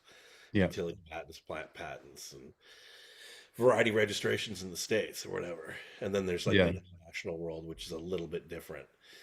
Um, but yeah, like it's all about the financial side of that kind of stuff and protecting the rights, whether there's like big money coming off the commerce or not. It's about making sure that the Macintosh apple or the Haas avocado is that thing when it's shipped internationally, right? Um, but what it's about is making sure that there's no fraud to consumers, right? Is that when a consumer buys something that they're getting the thing that they're paying the extra value to buy. And Um, that's the biggest issue is the consumer is really lost. Like there's this concept of the paradox of choice, which is when you give somebody more options, they have a harder time selecting one. They did these right, studies where they put a kid in a room with 50 toys and the kid just stands there and looks at all the toys for 5 minutes. right, And you put a kid in a room with one toy and they just gravitate right towards it and pick it up and start playing. right. And so cannabis has got all this diversity and people go through all these dispensaries and buying all these different things. And there's that. And then it's all been renamed. So you think you land on what you like and it's not even what it is. And so the trademark conventions or the lack of trademark conventions really are a huge stumbling block. And dispensaries would rename things, growers would rename things. A guy would buy something from a grower and rename it before he got to the dispensary, and then the dispensary would rename it when they sold it. Yeah, That's fucked Well, up. well, yeah. now That's we're still even seeing it. that is the majority of the product in the marketplace today is exactly that. Well, let's be Yeah, honest about it. To the consumer, it never mattered because they got high, right? true. Like in the end, most often, right? Most often they were satisfied with what they bought. But it's for me, it's not about that. It's about can we do better? Can we offer this incredibly snobby experience that we're all sitting around talking about? Well, I And mean, there putting was that that in a store. experience. That's why we're all sitting here, is because we all did find those little markets, that little niche where you could get some real sour or some real Chem Dog or some real Albert Exactly. Walker or whatever. And now your little group feels special. And then, everybody tries to preserve that experience. I mean, that there is that part of the market, and that's what drives the majority of what the culture is. Yeah. Yeah. Well, and that's like, yeah. Those It, authentic varietals are exactly where the culture comes from. Almost Yeah, everybody's experience dates back to some cultivar. yeah. Well, yeah. it's true. It was just really what's available. I think there's a lot in Otherwise, you're just in wheat. there's a lot in set and setting too, but I just having seen all the chemical diversity that we can do in the different flavors, it's just such a bummer for me that we're at legalization, and both home growers and customer like retail customers can't walk into any store anywhere in the world and buy the diversity that exists within the plant, right? Like even like a good representative sample of the diversity. You're going in, you're buying a bunch of names with a THC number. That's it. There's barely any 2 to 1s. There's certainly no 6 to 1s or 5 to 1s, anything like potentially useful in that, ratio thing. Half the flavors don't exist on any given market. More than half the flavors don't exist in any given market. That's It's just the like, market. That's just what happens to a market when you industrialize its production. I mean, that's really all it boils down to. It's the same for every other ag crop. There's no diversity in apples that you get to pick at grocery stores. There's like 20 main varieties, and 6 of them account for the majority of it. So, yeah, same for cannabis, because we allowed industrialized production. The thing that gave us a lot of what we have is because there were so many people doing it in small gardens that were isolated from each other, and that's kind of what created the diversity that we have. Not that that was ideal by any means, but that's what we were served, was what would survive isolated through prohibition yeah. Well, and it's wasn't different. affected by industrialized production yet. Because now what we have is, instead of 1,000 growers growing 1,000 different varieties or cultivars, we've got 100 growers growing 90% cultivars that come, or varieties that come from the same family. So Yeah. Yeah. And a lot of growers that are out there that I know on even on the traditional side, they want to run two things, and that's it. And it's got to be pre-sold, and that's it. And it's just the way it is. And there's not a lot of time throughout the year, especially when you have a small garden, you got what, four times, if you're small, because I you mean, think you're here's gonna. here's an interesting perspective is think just 20 years ago, the maximum amount of a certain cultivar that was probably in the market in the world was maybe what, 100 pounds a month or a couple hundred Right. pounds a month. I mean, that would have been Totally. a big grower with their own varietal that they're pushing, and that was that. Now you have millions of pounds of the exact same genetics being grown by tons. The diversity is just because of industrialization, in my opinion. So the incestuous nature of it all, right? Like It's it's that so what competition created with them for but price. do you think, yeah, but like, so here's a different take on it. And, this is just for the sake of the conversation. Like if I'm a cultivator and I see someone growing, let's just use your variety, like rainbow belts, right?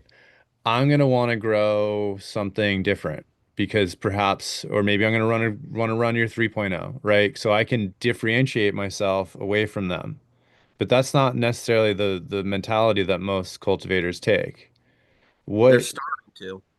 I mean, it just Because like seems Ryan like said, why. that's your IP. If you're a grower, if you don't have anything other than just chasing the race to the bottom, if you don't have some sort of IP that your consumer Right. resonates with. Yeah, Right. but So nobody. Yeah, the problem is yeah, it's funny because I listen. I see this whole thing falling apart. Not falling apart, but the way that it's playing out in legal markets in Canada and Europe, and also in the States. And it's like everybody.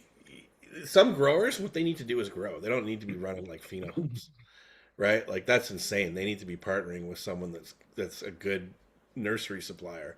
The other side of the equation is I know nurseries here in Canada and they're selling the same clones to everybody, right? And that also doesn't help the marketplace because it doesn't help. You're not helping your client get differentiated in the marketplace. You're Exactly. helping them become the same as all the other guys that are also already not selling their weed, right? So it's and like I said, I said it in my talk. I was talking to this one company, and they're like, "Oh yeah, we run four seeds every crop because we're always looking for something new." And I was like, "What?" Like that's like, can you imagine like your whole plan for success for your life or retirement was buying four lottery tickets a week? You know what I mean? Like that's a pretty grim way to run a business, or plan for your future in terms of IP. But people think that it's like all these seed companies that are fraudulent. They think that they're real. I was at a conference the other, like I said 2 weeks ago, and I had all sorts of people coming up and telling me stories about the seeds that they bought, and I was just like, ooh, like you spent money on stuff that you have no idea is just totally a sucker's play, and they believed the story from the guy that was telling them the seeds, right? And I was just like, damn. And you can't convince them otherwise because they've been told that's what it is, right? No, and I'm I've got varieties in the market or that I'm trying to license to people, and it's like the licensing fee is pretty much covered by the savings that they have in labor costs associated with trimming and harvesting, right? It's like they're like, no, we're gonna buy like these $300 seeds and run 10 of them in a, it's like it's just the time that you waste and analytical testing and all that stuff. It's just like, man, there's better ways to be doing this stuff. Anyway, I don't know. Maybe it's like the newest part of the industry that Well, hasn't developed yet. here's what it's become is it's a retail marketplace. So these companies that are buying genetics, let's say the people that are good growers but shouldn't be investing into hunting, and then the people that are giving them their varieties or producing them for them. Those growers are not just looking for a good genetic. They're looking for good genetics and marketing that already exists, Yeah. demand that's already been created for that genetic. So it's not about just breeding, and this is where we kind of get back into the conversation about the breeders being put on a pedestal when it's really the varieties. Like you said, we can't name any breeders outside of of cannabis very easily, but we can name lots of varietals of different or cultivars of different varieties of apples. You know, we all know 5 different kinds of apples, the Cosmic Crisp and all these other things they have. So you know, those are a lot more recognizable to the consumer, and that's where also what Mojave was boiling down to is the lack of trademark protections, which is what I've always kind of harped about, is that really you don't, in the retail marketplace of cannabis, the recreational, the patents and everything don't do you as much good as a trademark actually does. And the trademark is really your brand's promise to consumers that they get the same experience no matter where they go. And that's actually kind of ties into everything that we're talking about, right? So Fletch, and it's interesting because that's why OG is OG. That's why it was named OG. So back to the whole, like, you want to grow something that already has a demand. So when Kush was first given out within our community, and people got it, and they knew that they had a brand. It's like they had a franchise. They just opened the door and people just walk on in because you're already a brand, there's already a demand. And then, but some of those people weren't good growers. Some of those people weren't producing the fire. They just were a shitty McDonald's. You know what I mean? It's like, oh yeah, we got a brand and we're just gonna, So then Josh and that group of people said, no, we're gonna put OG in front of Kush to connotate who grew it. That it isn't just because you have Kush doesn't give you an automatic right to charge $6,400 a pound, which people were. And like, no, so they threw OG in front of it. And that way we knew. And in the beginning, like literally, I mean, they'd say, like, is this Ogers or not? Which meant it's not about the genetics. It's not about the plant anymore. It's about the plant and the people who grew it and the attention to detail that it took to really get that high ticket. But that's the whole thing. And that's that thing that happened with Sour and OG, for better or worse, shaped the next 20 years of all the breeders and plant sellers and the hype and everything. It was like something weird happened. Those gassy notes got into the gene pool, and everyone felt like all I got to do is get the cut. And then I too have the franchise that I can just open. It's because it was very consistent, right? Like back then, very few people were growing seeds, much less growing or breeding anything. So if you had OG and you were known as having OG, it was going to be the same in LA or the same in Oregon or the same in New York.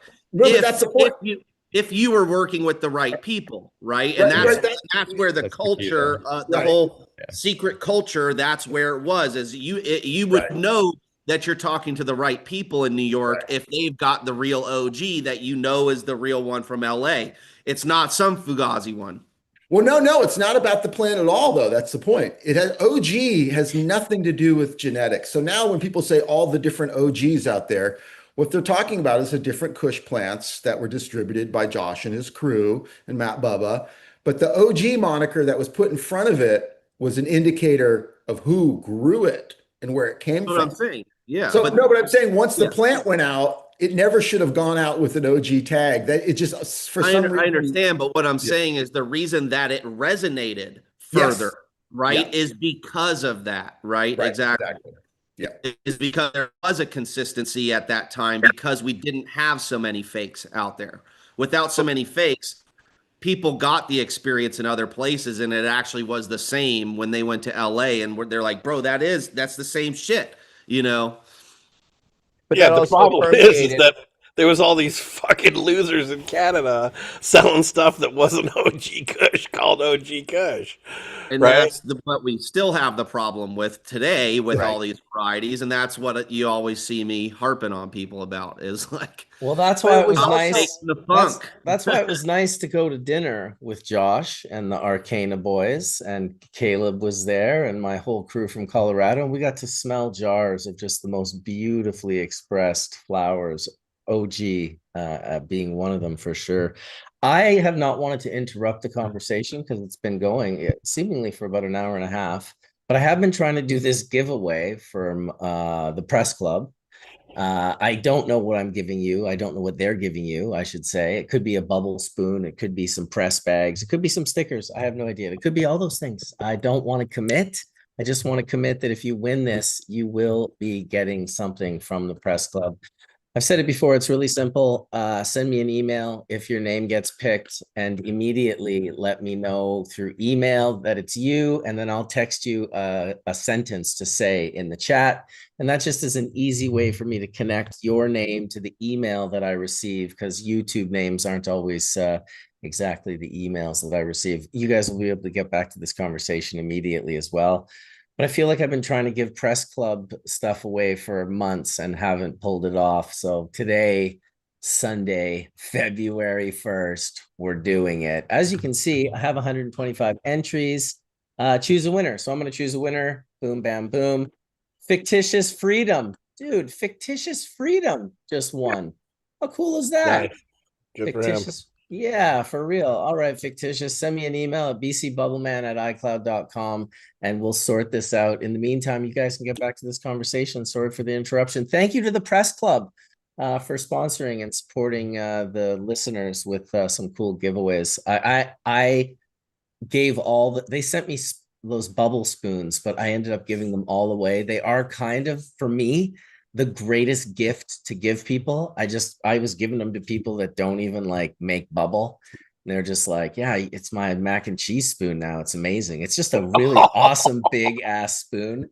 I use mine to make I love my spoon. I used mine to make bubble. I ended up giving it away, but maybe you'll get a bubble spoon. I can't make any promises, but I can say that Fictitious, you should send me a email, bcbubbleman@icloud.com. He's in there all the time, so I'm not worried about him not being a real dude.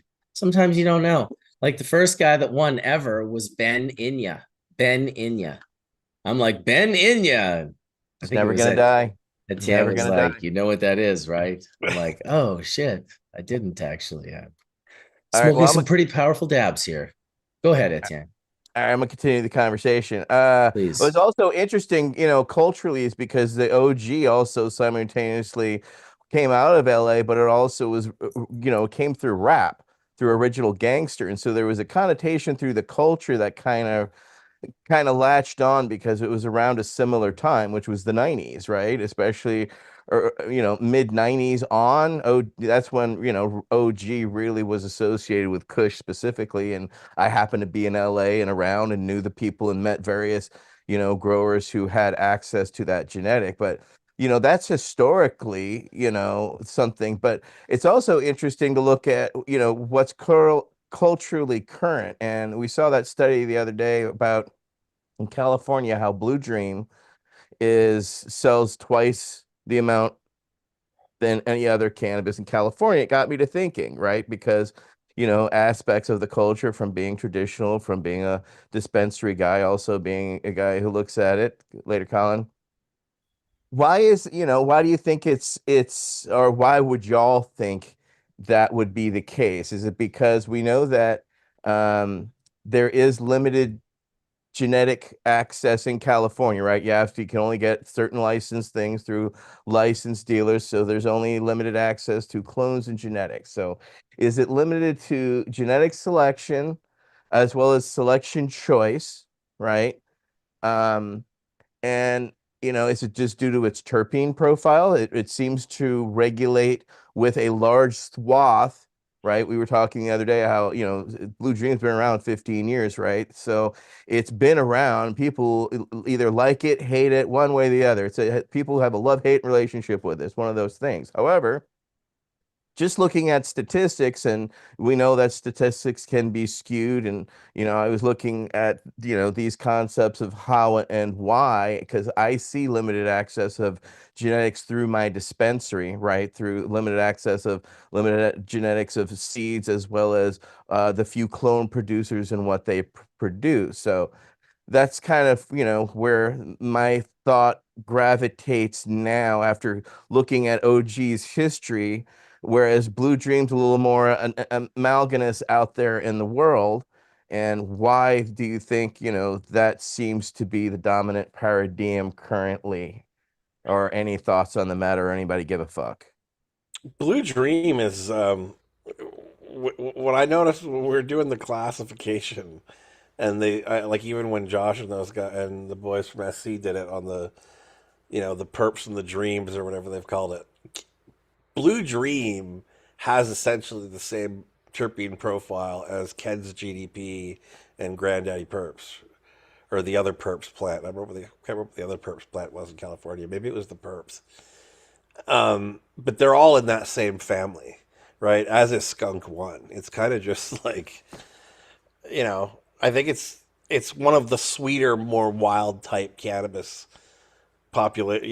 scents that you'd come across if you're going through, But Ryan, wouldn't that mean that, I mean, Blue Dream in terms of effect is very different than GDP.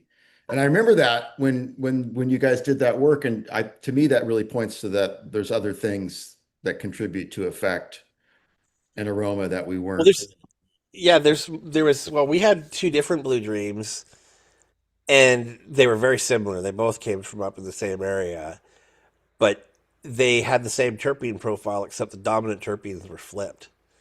Mm.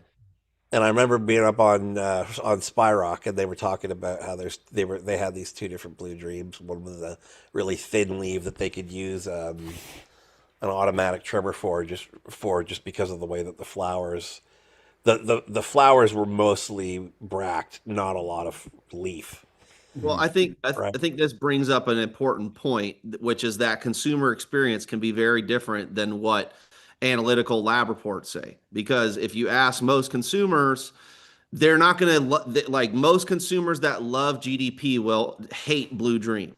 So whether they have the same profile or not, or whatever the other characteristics are, whether it's visual, cute, or otherwise, those consumers don't cross over very much at all. Yeah, that's the experience from the retail side, at least. Fletch, you remember the quote? What is the quote? I'll probably bastardize this, but it's if you like Blue Dream, you don't know anything about cannabis, but if you hate Blue Dream, you don't know anything about cannabis.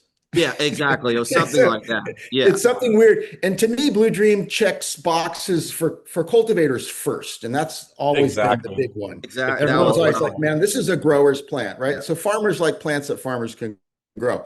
Yeah. But it's also it's not candy gas in a candy gas market, for one. It's got a fucking fantastic name that people have heard for decades and want to try. And I've worked with groups in multiple markets, and Blue Dream is very popular all over the country, like as a one plant. Yeah. And it's because, to me, it, for better or worse, it works, and it's kind of like working class weed. It's not too sleepy. It's not too stimulating. It's not racy like a haze. It's not sleepy like a heavy Afghani. Not too stinky. Yeah, not too stinky, not too this. It's kind of like a Budweiser of it just fits in. Why are Granny Smith apples the most widely produced, or whatever? And it's like, well, it's exactly what you said.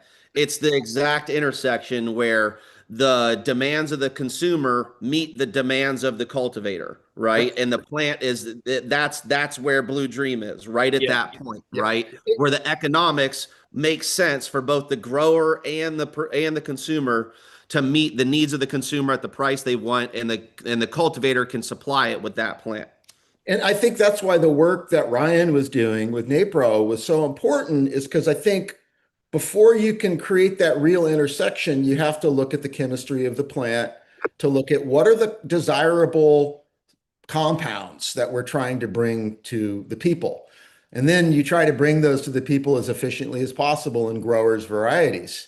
But like at some point, you have to have those lanes for the consumer, because at the broad end of the spectrum, cannabis is almost two different drugs. Like in the hybrid world, it really gets muddy. But at the broad end, there's one medicine that says, don't take this if you're prone to anxiety. There's another one that says, don't take this and operate heavy machinery, right? They're two different drugs. And then there's a lot in between where it crosses over. But for like at the very beginning of this whole world, we should have addressed that for the consumer's needs at the very least. And then all the other type 2, type 3, all the way up to type 5 stuff that is like, look, don't even smoke THC. But like if we had done that and create lanes for consumers. Then you can wiggle in and out of those lanes with aroma and all kinds of other stuff. But the lanes were the cultivars. That's how it had basically designated itself, because for that 10 was years or so, it felt that way for a or while. 20 years, Yeah, I'd say, yeah, early yeah, 2000 to 2015, 2020. yeah. Yeah.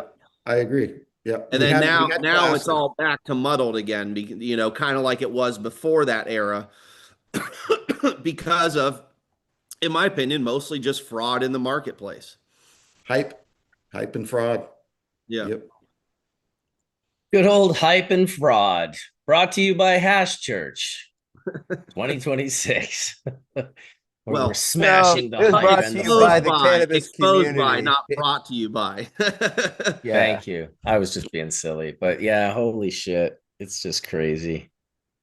Well, it's just it's part of our history, right? It's part of what we're watching happen before us. It's been fascinating, just Blue Dream alone, right? It's just fascinating how polarized people can get just immediately around. I mean, look at people's reactions in chat, you know.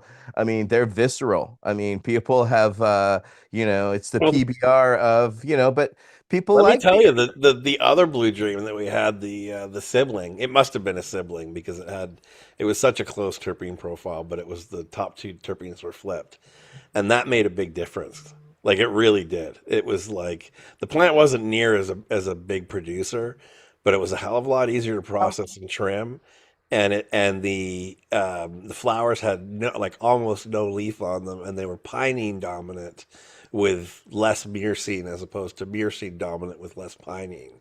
By And what percentage? flipping those two terpenes, I don't remember the exact numbers. I'd have to go back and look.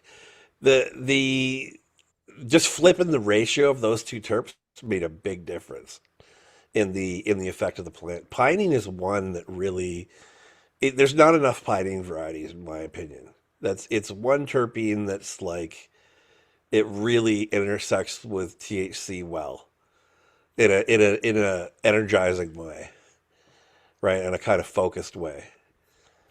Yeah. Agreed. So it's a shame that there's not more pinene varieties around. You don't seem to lose the keys when the pinene is present. It has a more of a stimulating kind of clearing effect, whereas myrcene it always kind of gives me the thud kind of down brain squash feeling. The foggles. Foggles for sure. Which is the weird thing with that Cambodian plant, Ryan. It's dominant, completely dominant in myrcene, completely absent of terpenoline, super high in THC, feels like it's 30% THC, smokes like a 15%er, It's dominant in 30? That's a 30. 30% THC, smokes like, And you won't lose your keys either. and you won't lose your keys. And it smokes like a stimulating yet slightly relaxing, not edgy and racy like a haze. But to me, it was such an eye opener, which was like, yes, myrcene is myrcene and it does what it does.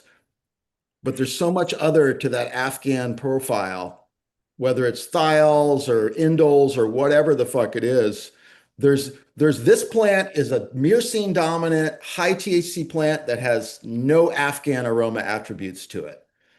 And it has very little Afghan attributes to the effect either, which makes me feel like maybe there's some of that stuff shaping the effect more than we thought. That myrcene is the indicator of Afghan, right?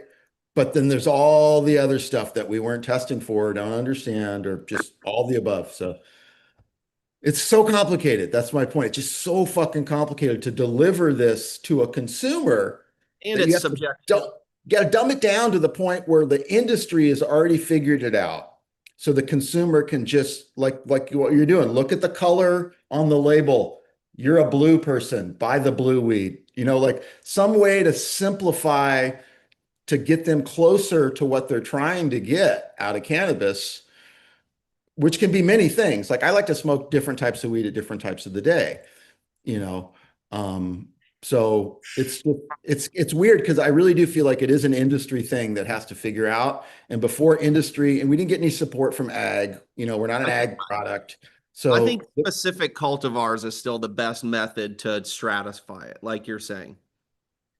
Because it's just like look at the grocery aisle, right? It's all varieties of or cultivars of fruit. It's not, oh, you like the orange flavored mangoes, get these four kinds or what. It's like trying to stratify it into lesser amounts. I think the easier thing is where we started in the more modern situation, which is named cultivars. And trademarks, I think, are the main thing preventing us from having this consistency in the marketplace. What do you mean? Um, Well, I mean that's kind of why I keep saying these, like the plant patent. Sorry, is it gives you all that stuff. Like part of the registration process is you get the name. For UPOF. No, for the USPTO. Well, right, you but can't use the name. You can't use the name in it's not commerce for though. recreational though, Yeah, you right? can't Is use. my point.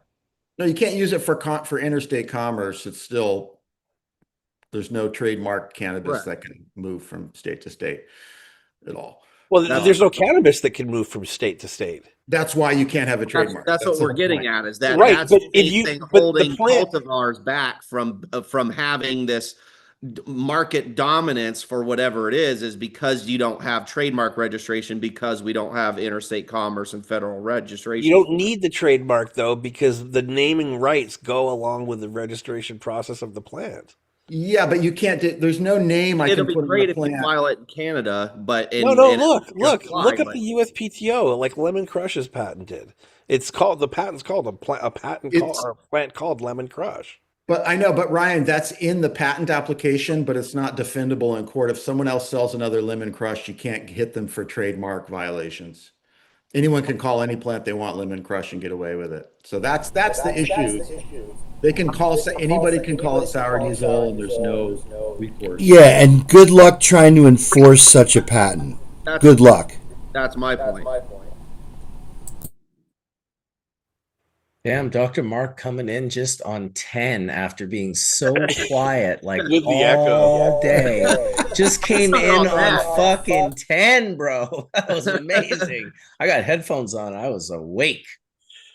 But yeah, that's the biggest thing holding back, in my opinion, breeders, cultivators, people that making selections and branding and products that are branded and consistent and not being ripped off and defrauded and everything else.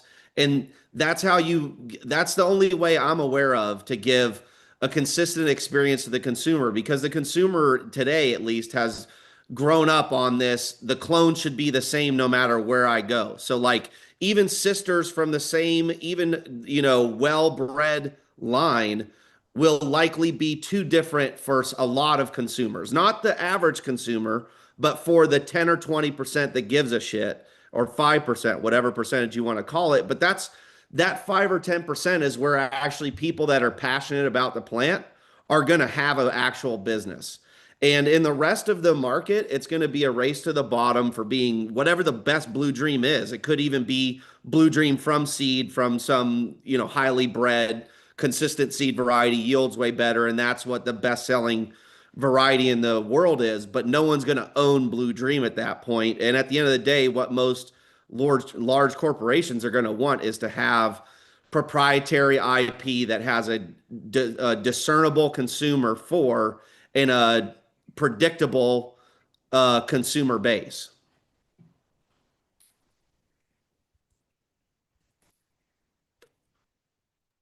Mic drop. I guess. Joint puff. But that's going to be the toughest thing for cultivators, in my opinion, to overcome, right? Because it's like let's say a cultivator does invest in breeding their own variety. They find it, they try to produce it only themselves, and then everybody just rips the name off, grow it poorly, sours the trademark, essentially the brand value in the marketplace, and they never really get it off the ground. And that is the reality for a lot of good varieties these days. They're good, they just get killed before they even make it. What are you smoking on, Fletch? It's 111G, which is lemon peel crossed with Blue Dream cookies. So I'm smoking Blue Dream right here. But that, a lot of interesting combinations like that. It's just, explore what may or may not come out of it. You find a good selection from something and hybridize it and see what comes out. And this thing, it almost smells and tastes like hairspray, kind of like a blueberry hairspray. It's very astringent, kind of Aquanetish undertones. very Aquanetish. It's the making your soul glow. Dude, the making your soul glow. That's fucking That's the one thing hilarious. I think about when I look at your hairstyle, Fletch, is hairspray. Oh,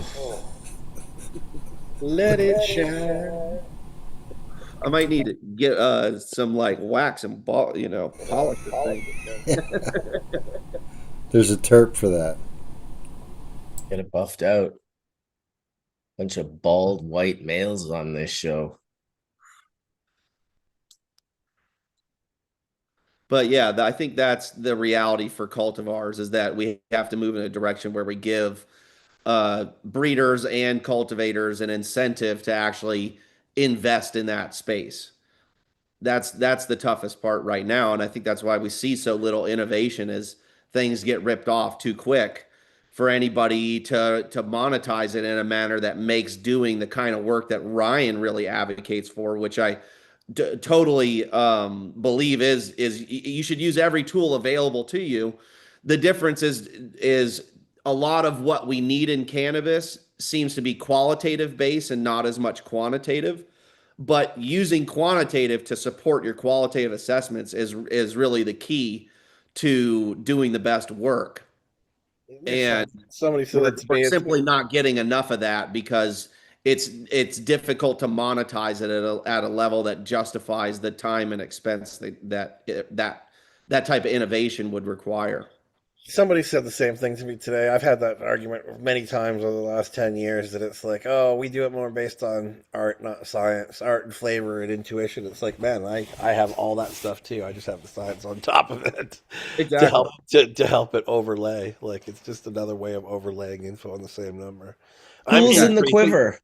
I'm increasingly convinced as we have these conversations that the people that are advocating for these bad breeding practices are just not growing enough plants to even be able to see the spread, right? Exactly. Like if you're growing a tent worth of plants, it's like you're on 12 plants or 20 plants. It's like you really can't see, you know, all the patterns that you need, right? To see to be Yeah. able to understand how a trait is inherited or a set of traits are inherited.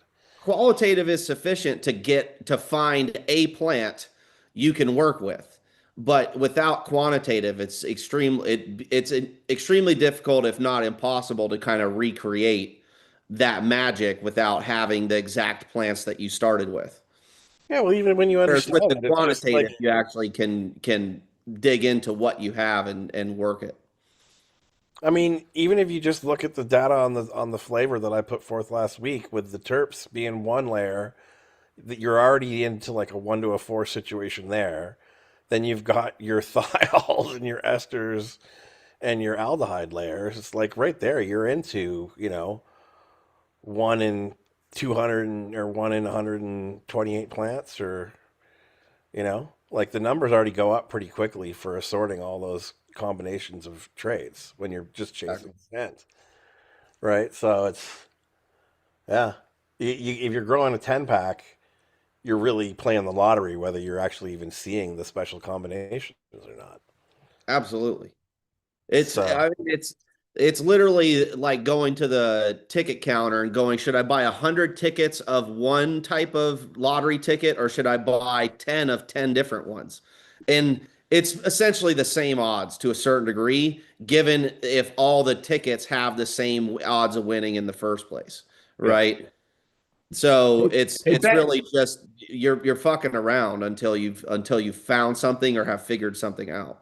And bag seed, why bag seed has created so many impactful cultivars is because someone already selected that female for being great and grew it over and over again.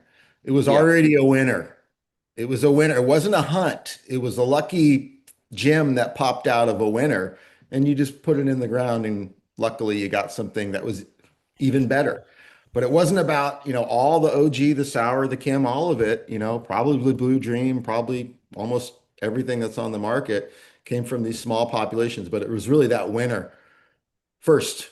That's the whole point, right? On Yeah. the shoulders of giants, outliers. I Yeah, like that. that's Let's right.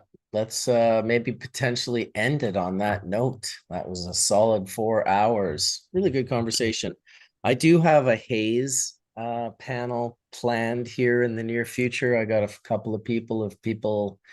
If there's other people you think I should be inviting, just hit me up on my email, bcbubbleman@icloud. But I want to do a narrow leaf drug cultivar haze sort of special where we just talk about haze for 4 hours. I think it is due for certain.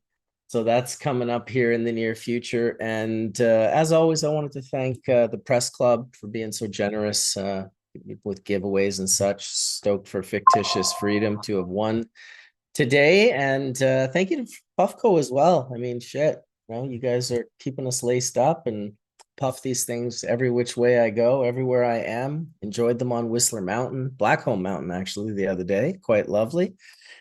As well as sitting on my couch. This is the ultimate couch tool right here when you're laid back and you don't want the pipe turning at an angle or anything. I'm telling you, this Gandalf pipe is the one. So shout out to those guys for lacing it up, keeping us all really mainstreaming dabbing is in a big way. I feel like the more people get into appreciation of flavors and effects, the more our conversations will have meaning and potentially reason to exist further along than our own insanity.